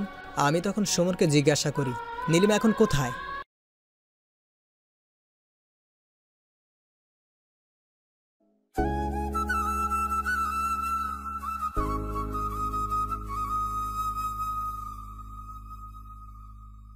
সুমনের এই কথাটা শোনার পর আমার বুকের ভেতর মনে হচ্ছে সব কিছু ভেঙে যাচ্ছে, আর মনে হচ্ছে আমি এত বড় ভুল কি করে করলাম। যাকে ভালোবাসতাম তাকে চিনতে পারলাম না, কি করে আমি এত বড় ভুল করলাম। আমি তখন সুমনকে জিজ্ঞাসা করি, নীলিমা এখন কোথায়? যেদিন তুই ওদের অপমান করিস, তখন নীলিমা এটা মনে করে যে তুই নিজেকে ভালো সাজানোর জন্য ওকে পরিবারের কাছে খারাপ প্রমাণিত করছিস, যাতে তুই অন্য কাউকে তোর জীবনে আনতে পারিস। আর ও এসব মানতে না পেরে। কি হলো বলছিস না কেন? নীলিমা কি করেছিল? তারপর কি হয়েছিল? নীলিমা এসব মানতে না পেরে আত্মহত্যা করেছে। সুমনের এই কথাটা শোনার পর আমার পাটা যেন মনে হয় আটকে গেছে, পুরো পৃথিবী যেন অন্ধকার হয়ে আসছে। আমি কিছুতেই মানতে পারলাম না নীলিমা আর নেই। যাকে আমি এতদিন যে কারণে ঘৃণা করে এসেছি সে আর নেই। সে যে না ফেরার দেশে চলে গেছে। আমার সারা শরীর জ্বলে উঠল। সুমনের জন্য আমি ওকে হারিয়েছি, তাই আমি সুমনকে মারতে শুরু করলাম। তখন সুমন বলল, হ্যাঁ করছিল, কিন্তু তখন সুমনের বউ বলল, ছি, তুমি এতটা নিজ চরিত্রহীন। তোমার স্বার্থের কারণে আজ মেয়েটা মারা গেছে, আর দুইজন প্রেমিক প্রেমিকা একে অপরকে ভুল বুঝে এত দূরে চলে গেছে যে চাইলেও আজ কেউ এক হতে পারবে না। আর আমি সেই তোমাকে নিঃস্বার্থভাবে ভালোবেসে গেছি। আজ তোমার এই মহান গুণ দেখে তো আমার মরে যেতে ইচ্ছে করছে, নিজের উপর ঘৃণা হচ্ছে। আমার সব ফ্রেন্ডদের কাছে তোমার নামে কত ভালো ভালো কথা বলতাম, আর সেই তুমি একটা খুনি বের হলে। আমি কাউকে খুন করিনি। কি বললে? খুন করো নাই? তোমার কারণে আজ একটা মেয়ে আমাদের মাঝে নেই, আর তার থেকেও বড় কথা, তুমি তাদের বিশ্বাস ভালোবাসার সম্পর্কে খুন করেছো। আর তুমি হয়তো এটা জানো না যে আমার কাছে কেউ যদি বিশ্বাস আর ভালোবাসার সম্পর্ক নষ্ট করে, সে খুনি থেকে কম কিছু না। আর এখন তো তোমার আমার এটা সন্দেহ হচ্ছে, তোমার সাথে আমার বিয়ে হওয়ার পর এমন অনেক কিছুই হয়তো করছো যা আমার এখনো অজানা। আমি মানছি ওদের ভালোবাসার পথে আমি কাটা হয়ে দাঁড়িয়েছিলাম, তখন যা করেছি মিথ্যা আবেগের কারণে, কিন্তু আমি সত্যি তোমাকেই ভালোবাসি। আর নীলিমা আত্মহত্যা করতে গেছিল কিন্তু করতে পারেনি, আর ও এখনো বেঁচে আছে। কিন্তু কি নীলিমা বেঁচে আছে? আর তুই যে একটু আগে বললি ও মারা গেছে, আবার সেই সাথে কিন্তুও যোগ করেছিস। আমি তো কিছুই বুঝতে পারছি না। হ্যাঁ, ও বেঁচে আছে, কিন্তু বেঁচে থাকা আর মারা যাওয়ার মাঝে কোনো তফাৎ নেই। কারণ ও আজ 6 বছর ধরে কোমায় আছে। ডাক্তার বলেছে ও কোনোদিনও কোমা থেকে বের হতে নাও পারে। আর আমার জানা মতে ডাক্তার যখন ওর শেষ ট্রিটমেন্ট করেছে, এরপর হয়তো না, ওর কিচ্ছু হতে পারে না। আমি বেঁচে থাকতে ওর কিছুই হতে পারে না। ওকে ভুল বুঝে ওর সাথে আমি যে অন্যায় করেছি তার ক্ষমা না পাওয়া পর্যন্ত ওর কিছু হতে পারে না। আচ্ছা, একটা কথা বলতো, তুই এত কিছু কি করে জানলি যে ওর হাতে বেশি সময় নেই? আমার কারণে যাদের এত কিছু হলো তাদের আমি রাখবো না, এটা হতে পারে না। আর আমি এটাও জানি তোর সাথে কি হয়েছে। তোর সাথে যা হয়েছে খুব খারাপ হয়েছে। আমি জানি তুই এসব করতে পারিস না। ওসব পুরনো কথা বাদ দে, আগে বল নীলিমা কোথায় আছে? হ্যাঁ জানি ওরা কোথায় থাকে, ওরা তো এলাকাতেই থাকে। তুই সত্যি কথা বলছিস তো? হ্যাঁ, আমি সত্যি কথাই বলছি। তাহলে আমি আজকেই আমাদের ওখানে যাব। কি বলছো তুমি? চলে গেলে ওকে অফিসের কাজ কে বুঝিয়ে দেবে? আর স্যার, আপনি আমাকে মাফ করবেন। আপনার অফিস থেকে এখন ওখানে যাওয়া আমার কাছে সবচাইতে বেশি দরকার। আর দরকার হলে আমি এই চাকরিটা ছেড়েও দিতেও পারি। বাবা, ওকে আটকাবো না। আমার জন্য ওর জীবনের অনেক মূল্যবান কিছু হারিয়েছে, হয়তো আমার জন্যই ওর পরিবারকে হারিয়েছে। কিন্তু কোনো কিন্তু নয়। আপনি আমার একটা কথা রাখবেন, আমাদের যে কোম্পানির শাখাটা ওদের জেলায় আছে সেখানে ও ট্রান্সফার করে দিবেন। ঠিক আছে, তুমি যেটা ভালো মনে করো। হ্যাঁ বাবা, ওই ব্যবস্থাই করো। আর তোমার সাথে আমার কথা আছে, আগে বাড়িতে চলো। আপনি ওকে কিছু বলবেন না, আমি তোকে মাফ করে দিয়েছি। সেটা আপনার ইচ্ছা, তাকে ক্ষমা করবেন কিনা। তবে তুমি মনে রেখো, মেয়েটার যদি কিছু হয় তাহলে তোমার আর আমার সম্পর্ক তখনই শেষ হয়ে যাবে। সুমন কিছু বলছে না, মাথা নিচু করে আছে। তারপর আমি ওই দিনই বাড়ির উদ্দেশ্যে রওনা দেই। আর আমার ফিরে আসার কারণ হলো এটাই। তা না হয় বুঝলাম, তুই ওই ঠিকানায় গিয়েছিলি? গিয়েছিলাম, কিন্তু বাড়িতে কেউ ছিল না। তখন ঘড়ির দিকে তাকিয়ে দেখি অনেক সময় হয়ে গেছে। তখন আমি ওদের বললাম, আরে অনেক সময় হয়ে গেছে, আমার আবার কাজে যেতে হবে। তখন রাজীব বলল, পারভেজ, তোকে একটা কথা বলার ছিল। বল, কি বলবি? তুই কি সত্যি তোর কারো পরিবারের সাথে দেখা করবি না? আর সোয়ার সাথেও দেখা করবি না? সবার জন্য পরিবার হয় না। আমি আর সোয়ার সামনে যেতে চাই না। আমি চাই না আমার জন্য ওর বর্তমানটা খারাপ হোক। বাদ দে না ওই সব। আজ রিয়ার বিয়ে। তুই না বলতিস তুই রিয়ার বিয়ে নিজের হাতে দিবি, রানীর মতো করে সাজাবি? আজ যাবি না? আমি কিচ্ছু বলিনি, চুপ করেছিলাম। আচ্ছা, আমি এখন যাই। রাফি আর রাজীব চলে গেল। আজ রিয়ার বিয়ে, আমি তো জানি না। আজ আমার সেই ছোট্ট বোনটার বিয়ে। সে আজ কত বড় হয়ে গিয়েছে কে জানে। আর বধূ সাজে তাকে কেমন দেখা যাচ্ছে, খুব দেখতে ইচ্ছে করছে। কিন্তু আমি যে আমার বোনের কাছে অপরাধী। সে শুধুই যে আমাকে ঘৃণা করে। আজ তোকে অনেক মিস করছি রে। কিন্তু আমার নিয়তি এত খারাপ যে একই শহরে থাকার পরেও আমার বোনের বিয়েতে যেতে পারবো না। আজ অফিসের প্রথম দিন, তাই সবার সাথে পরিচিত হয়ে নিলাম। তারপর কেবিনে গিয়ে সব কিছু বুঝে নিলাম। অফিস শেষে বাসায় ফিরছি। অনেক দিন ধরে শহরের অলি গলি দিয়ে হাঁটা হয় না। আগে তো সারাদিন রাত ঘুরে বেরিয়েছি, আজ আগের মতো ঘুরে বেড়াতে ইচ্ছে হচ্ছে। তাই অফিসের গাড়ি পাঠিয়ে দিয়ে হেঁটে বাড়ি ফিরছি। রাস্তায় রাজীবের সাথে দেখা, তাই ওর সাথে কথা বলছি। হঠাৎ আমার চোখ আটকে গেল আর আমি দৌড়াতে শুরু করলাম। আর আমার সাথে রাজীবও। কিরে, পাগল হলি নাকি? এভাবে কেউ দৌড়ায়? কথা বলার এখন সময় নেই, যদি পারিস একটা অটো নিয়ে আয়। কিন্তু কেন, বলবি তো? বললাম না, পরে শুনিস। আগে একটা অটো ব্যবস্থা কর। তারপর রাজীব একটা অটো নিয়ে আসতেই আমি অটো ড্রাইভারকে বললাম, চাচা সামনের অটোকে ফলো করুন। কি এমন দেখলি যে এভাবে ওই অটোকে ফলো করছিস? তোর প্রশ্নের উত্তর আমি পরে দেব, এখন চুপ কর। তারপর আমি ওদের ফলো করতে করতে একটা বিয়ের বাড়ির কাছাকাছি আসি। কিরে, তুই না বললি তোদের কার বিয়ে বা কাদের বাড়ি এটা এখন ভাবার বিষয় না। তুই এখানে শুধু এটা দেখ, এখানে এমন কোনো মেয়ে আছে কিনা যে হুইল চেয়ারে বসে আছে। ঠিক আছে, আমি দেখছি। তারপর আমি ওদের অনেক খুঁজেও যখন পেলাম না, ভাবছি আমি হয়তো ভুল দেখেছি। তখন হঠাৎ চোখ গেল কনে বা বউয়ের ঘরের দিকে, যেখানে মেয়েকে সাজানো হচ্ছে। ওখানে একটা মেয়েকে দূর থেকে নীলিমার মতো দেখতে লাগছে। তাই আমি শিওর হওয়ার জন্য কনের ঘরের কাছে যেতেই আমি থমকে গেলাম, কারণ এটা আর কেউ নয়, এটা তো আমার সে জান, যাকে এক সময় নয় এখনও ওকে ভালোবাসি। নীলিমাকে দেখেই আমার পা আটকে গেল। কেমন দেখতে হয়ে গেছে, চোখের নিচে কালি পড়ে গেছে।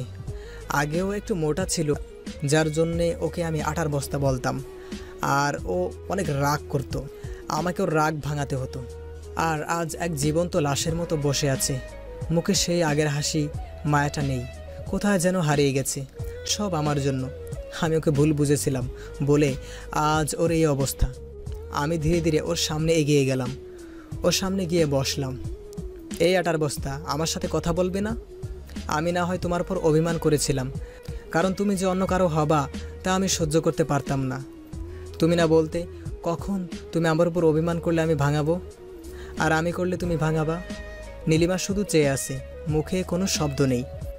তাহলে যখন আমি অভিমান করলাম তুমি ভাঙাওনি কেন? উল্টো তুমিও অভিমান করে বসে আছো। কি হলো, কথা বলবে না? এত অভিমান তোমার? আমি না হয় ভুল করেছিলাম, তা তুমি তো আমার ভুল ভাঙাওনি। চারপাশের লোকজন জমা হয়ে গেছে আমার কাণ্ড দেখে। অবশ্য জমা হওয়ারই কথা, বিয়েবাড়ি তো। তখনই পেছন থেকে কেউ বলল, এই আপনি কে আর এখানে কি করেন? আমি পিছনে তাকিয়ে যা দেখলাম তাতে আমার শরীরে 440 ভোল্টের শক লাগলো। আমি বাড়ির চারদিকে ভালোভাবে তাকিয়ে দেখলাম, আরে এটা তো আমার বাড়ি। তার মানে এই বিয়ে বাড়িতে আমার বোনের বিয়ে হচ্ছে। কিন্তু আমার একটাই প্রশ্ন, আমার বাড়িতে ও কি করে? ও সোজা এসে আমাকে জড়িয়ে ধরল, যা আমাকে আরও অবাক করে দিল। আমার মাথায় শুধু একটা প্রশ্ন ঘুরপাক খাচ্ছে, আমাকে কেন জড়িয়ে ধরল? কি হচ্ছে? এই ছাড়ুন আমায়। অনেক কষ্টে ছাড়িয়ে নিলাম। আমার মনে একটা প্রশ্ন, সোয়া এই বাড়িতে কেন? পরে মনে হলো, ও আজ তো রিয়ার বিয়ে। আর আমি ওকে কিছু বলতে যাব, তখনই কে যেন বলে উঠল, কি হয়েছেটা কি এখানে এত হইচই কেন? বলতে বলতে আমার দিকে আসতে লাগলো। যখন লোকটি আমার সামনে আসলো আমি যেন বোবা হয়ে গেলাম, কারণ লোকটা আমার বাবা। আর তার পিছনে বাড়ির সবাই অবাক হয়ে দাঁড়িয়ে আছে। আব্বুর কথায় আমার ভ্রম কাটে। বাবা, তুই কখন এলি? আব্বুকে থামিয়ে বলতে শুরু করলাম, আপনি আমাকে মাফ করবেন। এখানে আসার ইচ্ছা আমার কোনো কালেই ছিল না। নীলিমাকে ফলো করতে করতে যে আপনাদের এখানে এসে পড়ব তা বুঝতেই পারিনি। এসব তুই কি বলছিস? এটা তো তোর নিজেরই বাড়ি, আর এখানে তুই আসবি না তা কে আসবে? সরি, এটা আমার বাড়ি কোনো দিনও ছিল না, আর ভবিষ্যতেও না। কিছু বলতে যাব তখনই সোয়া বলে উঠল, এসব তুই কি বললি? সরি, আপনাকে তো আমি চিনতে পারলাম না, আর আমি অপরিচিত কারোর সাথে কথা বলি না। যাই হোক, আমি এখন আসি। আপনাদের এখানে এসে অনেক বড় ভুল করেছি। আপনার মেয়ের বিয়ে ভালোই ভালোই হোক এ আশাই করি। আসি। বোন কিছুই বলছে না, শুধু চোখের পানি ফেলছে। আজ ওকে অনেক সুন্দর দেখাচ্ছে, বধূর সাজে আমার বোনটা একদম পরীর মতো লাগছে। আজ অন্তত আমার একটা ইচ্ছা পূরণ হলো। তারপর আমি যেই ওখান থেকে আসতে ধরলাম তখনই আম্মু বলে উঠল, অনেক বড় হয়েছিস তাই না? আমরা কি তোর কেউ না? আর এই মেয়েটা কেউ না? তুই কি অস্বীকার করতে পারবি ছোঁয়া তোর? থাক, আমি কিছু শুনতে চাই না। যে জন্যে এখানে আসা তা তো এখানে আজ হবার নয়। তবে যার জন্য আসা, থাক ওসব কথা। আমি এখন চলে যাব, আর আশা করি আমার জন্য আপনার মেয়ের বিয়েতে কোনো প্রকার ক্ষতি হবে না। আমি রাজীবকে বললাম চল। তখন রাজীব বলল, পারভেজ, সব কিছু ভুলে মাফ করে দে না সবাইকে। অভিমান তো কাছের মানুষের উপর করা যায়, আর আমি কাকে ক্ষমা করব? কেউ তো অপরাধ করেনি, অপরাধী তো আমি। তুই যাবি কি না? না, আমি একাই যাব। আমি সেখান থেকে সরাসরি বেরিয়ে আসি, তারপর বাড়িতে চলে আসি। রাতে খেয়ে ঘুমিয়ে পড়ি। পরের দিন খুব ভোরে ঘুম থেকে উঠি, তারপর ফ্রেশ হয়ে খাবার খেয়ে নীলিমাদের বাড়ির উদ্দেশ্যে বেরিয়ে পড়ি। আধা ঘন্টা পর আমি নীলিমাদের বাড়িতে পৌঁছাই।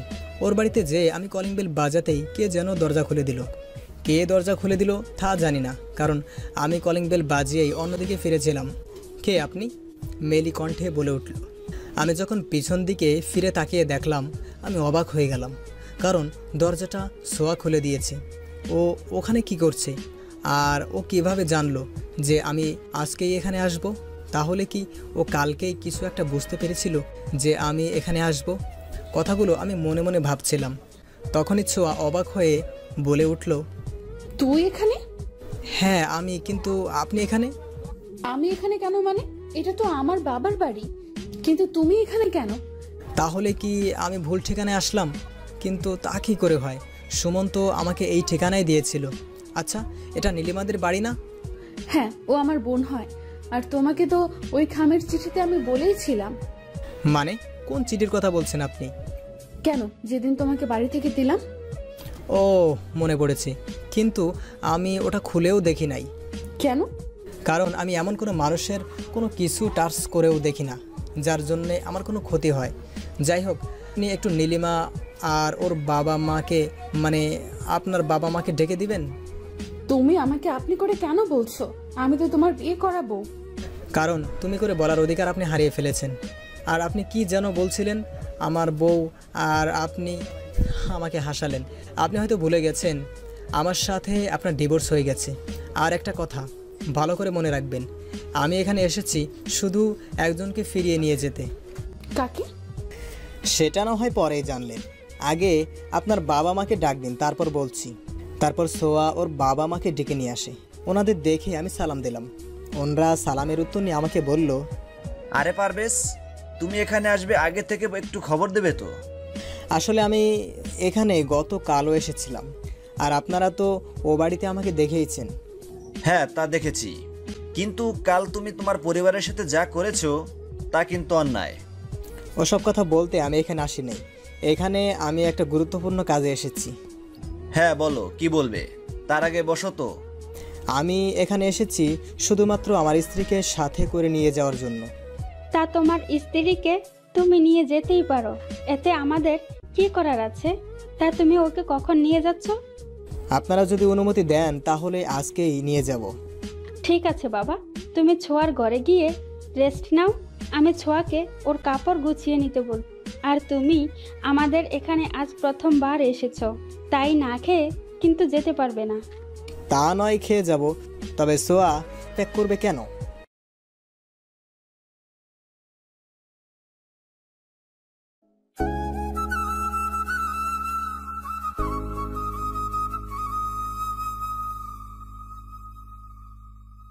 ঠিক আছে বাবা, তুমি ছোঁয়ার ঘরে গিয়ে রেস্ট নাও।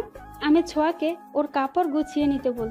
আর তুমি আমাদের এখানে আজ প্রথমবার এসেছো, তাই না খেয়ে কিন্তু যেতে পারবে না। তা নয় খেয়ে যাব, তবে সোয়া প্যাক করবে কেন? এখনই তো তুমি বললে যে তুমি তোমার স্ত্রীকে নিয়ে যাবে, তাহলে? হ্যাঁ, আমি মানছি যে আমি আমার স্ত্রীকে নিয়ে যেতে এসেছি, তবে সে সোয়া নয়, নীলিমা। তুমি কি আমাদের সাথে মজা করছো? নীলিমা কি করে তোমার বউ হবে? তোমার সাথে তো সোয়া।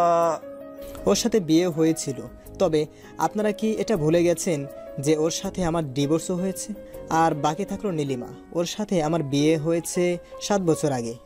অবশ্য তা কেউ জানে না, কারণ আমরা চেয়েছিলাম পড়াশোনা শেষ করে দুইজনার বাড়িতে কথাটা বলবো।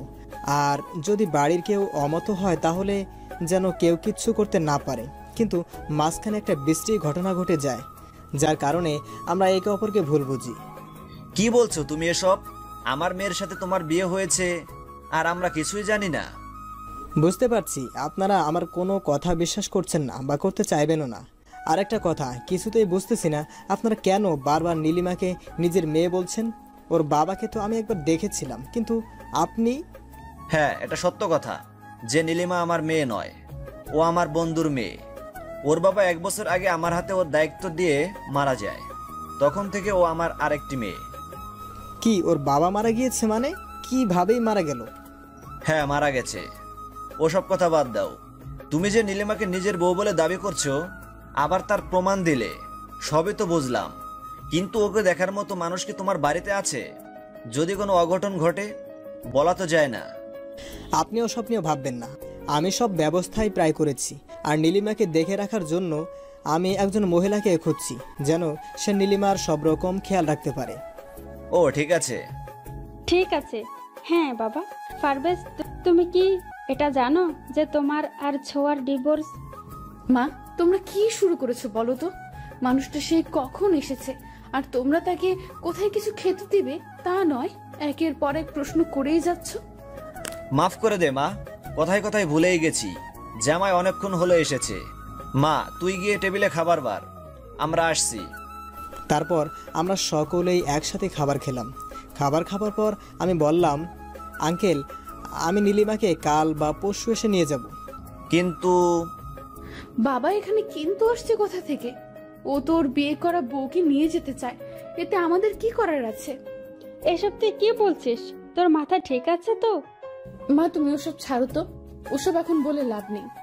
কোনো সত্যি ঘটনা না জেনে আমি যা করেছি তার ফল তো আমাকে ভোগ করতেই হবে, এটাই আমার শাস্তি। আমি ওইখান থেকে চলে আসি। তখন সোয়ার মা সোয়াকে বলে, এই তুই কি করলি? নিজের সব অধিকার ছেড়ে দিলি?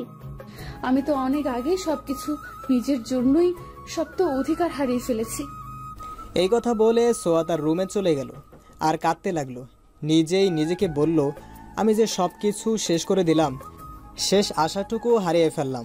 সেই দিন তোমার সাথে অন্যায় না করলে তোমাকে যে হারাতে হতো না, এতদিন তো তোমার অপেক্ষাতে ছিলাম।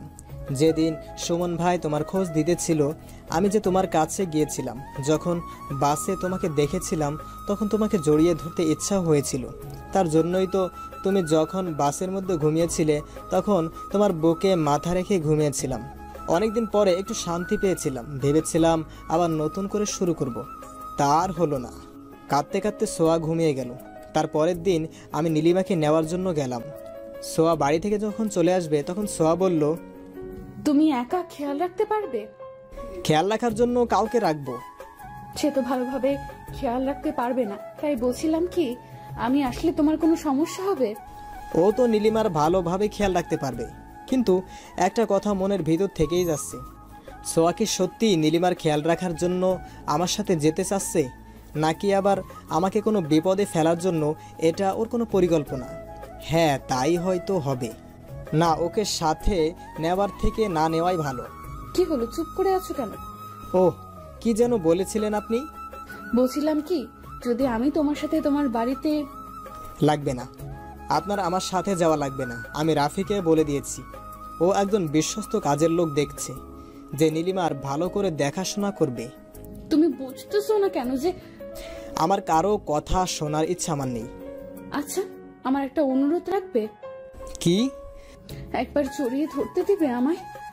সোয়া আমাকে জড়িয়ে ধরলো। আমি কিছু বলার আগেই আর সাথে সাথে কান্না করে দিল। আমি কিছু বুঝলাম না। সোয়া আমাকে ঘৃণা করে, তাহলে এমনভাবে কেন কাঁদছে? কতক্ষণ এইভাবে ছিলাম মনে নেই। আমি ওকে ছাড়িয়ে নীলিমাকে নিয়ে চলে আসি। বাড়িতে এসেই আমি রাফিকে ফোন দিলাম। হ্যালো রাফি। হ্যাঁ বল, কি বলবি? কি বলবো মানে, তোকে না আমি বললাম নীলিমার দেখার জন্য, একজন মহিলাকে খোঁজার জন্য? পাগল হয়েছিস নাকি? এত তাড়াতাড়ি কিভাবে লোক পাবো? তুই যদি না পারিস তাহলে আমি না হয় অন্য কাউকে বলে দেখি। কি হলো, চুপ করে গেলি কেন? নাকি বোবা হলি? হ্যাঁ পাবো না মানে, পেয়ে গেছি। এটা বলে ফোন কেটে দিল। কিছুক্ষণ পর আবার কল দিল আর বলল একজনকে পেয়েছি, খুব ভালো কাজ করতে পারে, তাই আমি নিয়ে আসতে বললাম। 1 ঘন্টা পরে কলিং বেল বেজে উঠলো। দরজা খুলে দেখি রাফি আর একটা বোরকা পরা মেয়ে। রাফি ওই বোরকা পরা মেয়েকে দেখিয়ে বলল, পারভেজ, তোকে যার কথা বলেছি মেয়েটা খুব ভালো, বাড়ির সবকিছু নিজের বাড়ি মনে করেই করবে। ঠিক আছে ঠিক আছে, আর কিচ্ছু বলতে চাই না, আর জানতেও চাই না। তার থেকে বরং ভেতরে চলো। অনেকদিন পথ নীলিমা নিয়ে এসেছি, আর তোরাও তো মনে হয় ক্লান্ত হয়েছিস। তুই ঠিক বলেছিস, যা গরম এখন পড়েছে, এখানে থেকে একেবারে সিদ্ধ হয়ে যাচ্ছি। তার থেকে বরং ভিতরে যাই। তো আমি কি তোদের বাইরে থাকতে বললাম? উফ রাফি ভাই, আপনারা কি শুরু করলেন বলেন তো? আমি সেই কখন থেকে বাইরে দাঁড়িয়ে আছি, সেদিকে আপনার কোনো হুঁশ আছে? মেয়েটার গলা কেমন যেন সোয়ার মতো লাগলো, তবে মেয়েটা শুধু চলিত সব একসাথে কথার মাঝে নিয়ে আসছে। সরি, আপনি ভেতরে আসুন, আর আপনার সাথে কিছু কথা আছে। ঠিক আছে স্যার। তারপর আমরা ভিতরে এসে মেয়েটাকে আমি বললাম, আপনাকে তো রাফি হয়তো সব কিছু বলেছি, তবে একটা কথা বলছি, আপনি ওর কোনো অবহেলা করবেন না। আমি অফিসের কাজে যতক্ষণ থাকব ততক্ষণ পর্যন্ত আপনি সবসময় ওর পাশে থাকবেন, ওর যেন কোনো অসুবিধা না হয়। ঠিক আছে স্যার, এটা আমাকে বলতে হবে না, আমি আপামনির কাছেই সব সময় থাকবো। তাই যেন হয়। আরেকটা কথা, আপনি আমার পাশের রুমে থাকতে পারেন, আর যদি পারেন একটা ভালো রান্না করার লোক দেখুন। আমি এখানকার রাঁধুনির খাবার খেতে পাচ্ছি না। রান্না করার লোক খোঁজার কোনো দরকার নাই স্যার, আপনি বললে আমি নিজেই রান্না করি। কিছুই মাথায় ঢুকলো না, সব মাথার উপর দিয়ে উড়ে গেল। রাফি চলে যাওয়ার পর আমি নীলিমাকে ফ্রেশ হয়ে নিয়ে আসি, আর আমিও ফ্রেশ হয়ে আসি। ফ্রেশ হয়ে এসে নীলিমাকে সাজাতে ধরে দেখি ও আগের তুলনায় অনেক রোগা হয়েছে।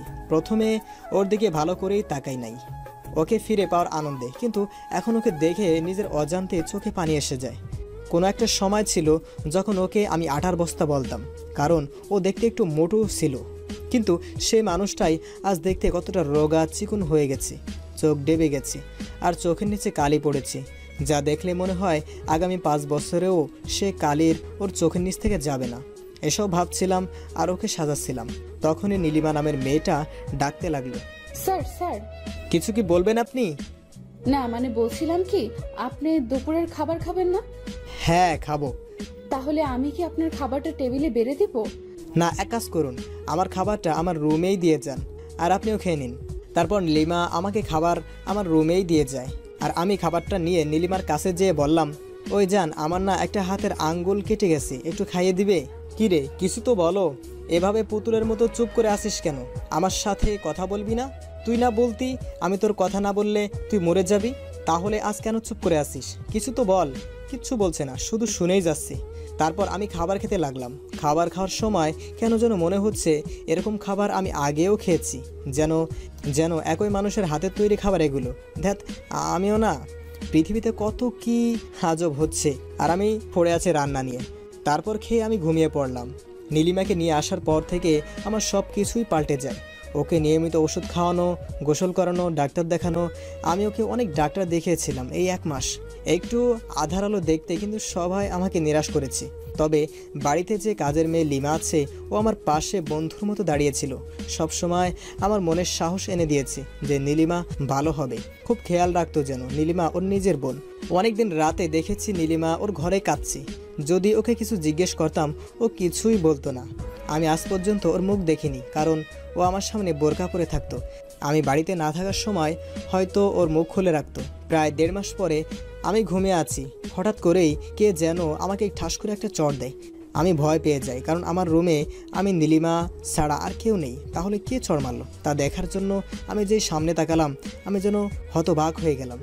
আমি কি দেখছি? আমি কি সত্যি এটা দেখছি, নাকি এটা আমার স্বপ্ন? নীলিমা কি সত্যি ঠিক হয়ে গেছে? নিজেই নিজের কাছে প্রশ্ন করে বললাম, নীলিমা, তুমি কি সত্যি সুস্থ হয়ে গেছো, নাকি আমি স্বপ্ন দেখছি? তোর সাহস কি করে হলো আমাকে এখানে নিয়ে আসার? এসব তুমি কি বলছো?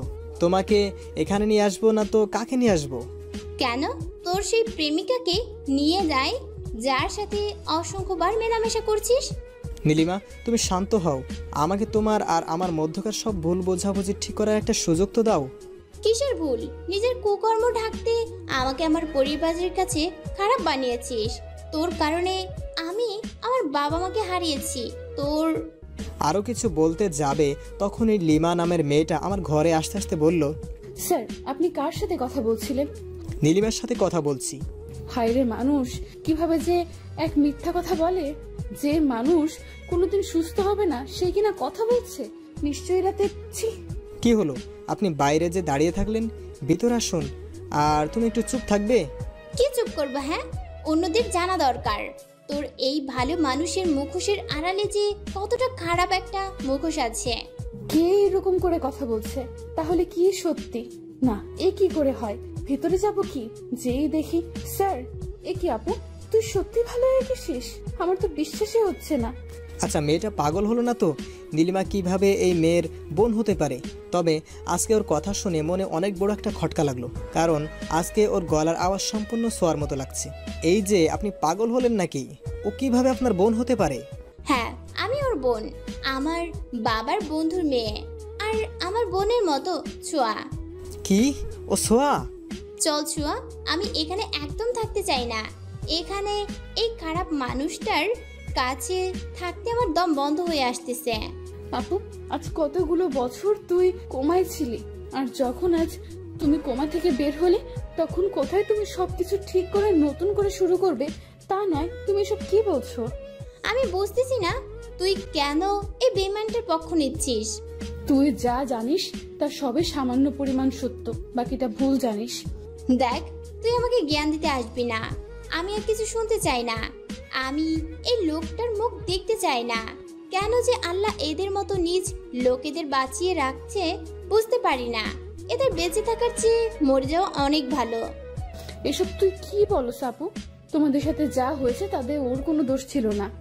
আমি আর কোনো কথা শুনতে চাই না, চল এইখান থেকে। তুমি আমাকে ক্ষমা করতে পারো না? আর আমি মরে গেলে তুমি খুশি হবে? হ্যাঁ হব, আর তোকে কোনোদিন ক্ষমা করতে পারবো না। চল ছোঁয়া। তোমার কোনো ইচ্ছা কোনোদিন অপূর্ণ রাখিনি, এটা রাখবো, খুব তাড়াতাড়ি এটাও পূরণ হবে। আর এত রাতে কাউকে যেতে হবে না, আমিই চলে যাচ্ছি। তারপর আমি বাড়ি থেকে বেরিয়ে গেলাম। আজ বড় অদ্ভুত লাগছে যে আমার কিছু হলে পাগল হয়ে যেত, আজ আমি মরে গেলেও কিছু যায় আসে না। আমি তোমার কোনো ইচ্ছা অপূর্ণ রাখিনি, আজ তোমার এই ইচ্ছাটাও রাখবো না, খুব তাড়াতাড়ি পূর্ণ হবে। এদিকে সোয়া নীলিমাকে বলল, এই তুই কি করলি? 5 বছর আগে আমি যে ভুল করেছিলাম আজ তুই তাই করলি। মানে? তার নীলিমাকে সব বলল। সব শুনে নীলিমা বলল, কিন্তু ও তোর সাথে যা করেছে তা কি হবে? এতে ওর কোনো দোষ নেই, আমার সব দোষ। আমি তোদের মাঝখানে আসবো না, আমি তোদের মাঝখান থেকে চলে যাব। হঠাৎ সোয়ার ফোনে কল আসে। ফোনটা রিসিভ করে ওই পাশ থেকে যা বলল তা শুনে হাত থেকে ফোনটা পড়ে যায়। কি হয়েছে? এমন করছিস কেন? পারভেজ অ্যাক্সিডেন্ট হয়েছে, ওকে হাসপাতালে নিয়ে যাওয়া হয়েছে। কি বলছিস তুই এইসব? তাড়াতাড়ি চল। তারপর সোয়া আর নীলিমা হাসপাতালে চলে গেল আর পরিবারের সবাইকে খবর দিল। সবাই যখন হাসপাতালে আসলো সেখানে নীলিমাকে দেখে সবাই চমকে গেল, কারণ এত বছর পর সে কোমা থেকে বের হয়ে এসেছে। সবাই আজ অনেক খুশি ওকে দেখে। কিন্তু যখন ডাক্তার ওটি থেকে বের হলো, পারভেজ এখন কি অবস্থা? কিছু বলা যাচ্ছে না, রোগীর অবস্থা বেশি আরও খারাপ হয়ে যাচ্ছে। রোগীর কোনো রেসপন্স করছে না। যদি রোগীর বাঁচার ইচ্ছা না থাকে তাহলে করার কিছু নেই। কথাটা শুনে নীলিমা পাথর হয়ে গেল। তাহলে পারভেজকে তার কথা পূরণ করবে? কারণ নীলিমা যখন যা চেয়েছে পারভেজ সবকিছু পূরণ করেছে, আজ কি তাহলে সেটা পূরণ করবে? তখন ডাক্তার বলল, অ্যাক্সিডেন্টের কারণে ওনার ব্রেন ড্যামেজ হয়ে গেছে। মানে? 6 মাস আগে আমি যখন ঢাকাতে ছিলাম তখন উনি আমার কাছে চেক আপের জন্য এসেছিলেন। চেক আপের ওনার ব্রেন টিউমার ধরা পড়ে। তখন তো মাত্র 20% ড্যামেজ ছিল, কিন্তু এখন তো 50% এসে পড়েছে। সবাই ডাক্তারের কথা শুনে নিস্তব্ধ হয়ে গেল। কারো বিশ্বাস হচ্ছে না যে পারভেজের ব্রেন টিউমার। তখন ডাক্তার আবার বলল, আমি জীবনে প্রথম কোনো ব্যক্তি দেখেছি যে মৃত্যুর কথা শুনে খুশি হয়েছে। তাহলে কোনো উপায় নেই? আছে, কিন্তু বাঁচার আশা 30%। আমি অপারেশনের ব্যবস্থা করছি। সব ব্যবস্থা করার পর ডাক্তার একটা কাগজে সাইন করতে বলে। যদি অপারেশনের সময় পারভেজ মারা যায় তাহলে কেউ দায়ী নয়, কেউ সাইন করার সাহস পাচ্ছে না। কিন্তু সোয়া তাতে সাইন করতে রাজি হয়। যখন তাকে বলা হয় পারভেজের সাথে তার সম্পর্ক কি, তখন নীলিমা বলে স্বামী। অপারেশন শুরু করা হয়। 3 ঘন্টা পর অপারেশন শেষ হয়। ডাক্তার বলে 72 ঘন্টার আগে জ্ঞান ফিরবে না, আর 72 ঘন্টা পরে জ্ঞান না ফিরলে 72 ঘন্টা পরে পারভেজ যখন চোখ খুলে তার বুকের উপর মনে হয় ভারী কিছু আছে। ভালোভাবে দেখে সোয়া আর নীলিমা। যখন পারভেজ রাস্তা দিয়ে আনুমানে হাঁটছিল তখন একটা গাড়ি এসে ধাক্কা মারে। তারপরে আর কিছুই মনে নেই। সে ভাবে সে মরে গেছে, তাই কনফার্ম হওয়ার জন্য একটু নড়েচড়ে, আর এতে সোয়া আর নীলিমার ঘুম ভেঙে যায়। যখন তারা দেখে পারভেজ চোখ খুলেছে, সোয়া পরিবারের সবাইকে ডাকে। সবাই কেবিনে আসে। তখন পারভেজ একটা কথা বলে, কেউ আমাকে বলবে আমি বেঁচে আছি না মরে গেছি? এই কথাটা শুনে সবাই অবাক নজরে তাকায়। তখন নীলিমা বলে, তোর মরার খুব ইচ্ছা না? সুস্থ হ, তারপর আমরাই তোকে মেরে ফেলবো। আমরা মানে? আমি আর আপু। অনেক কষ্ট দিয়েছ আমাদের, এখন তার শোধ দুইজনে মিলে তুলবো। গল্পটা কেমন হয়েছে অবশ্যই কমেন্ট করে জানাবেন।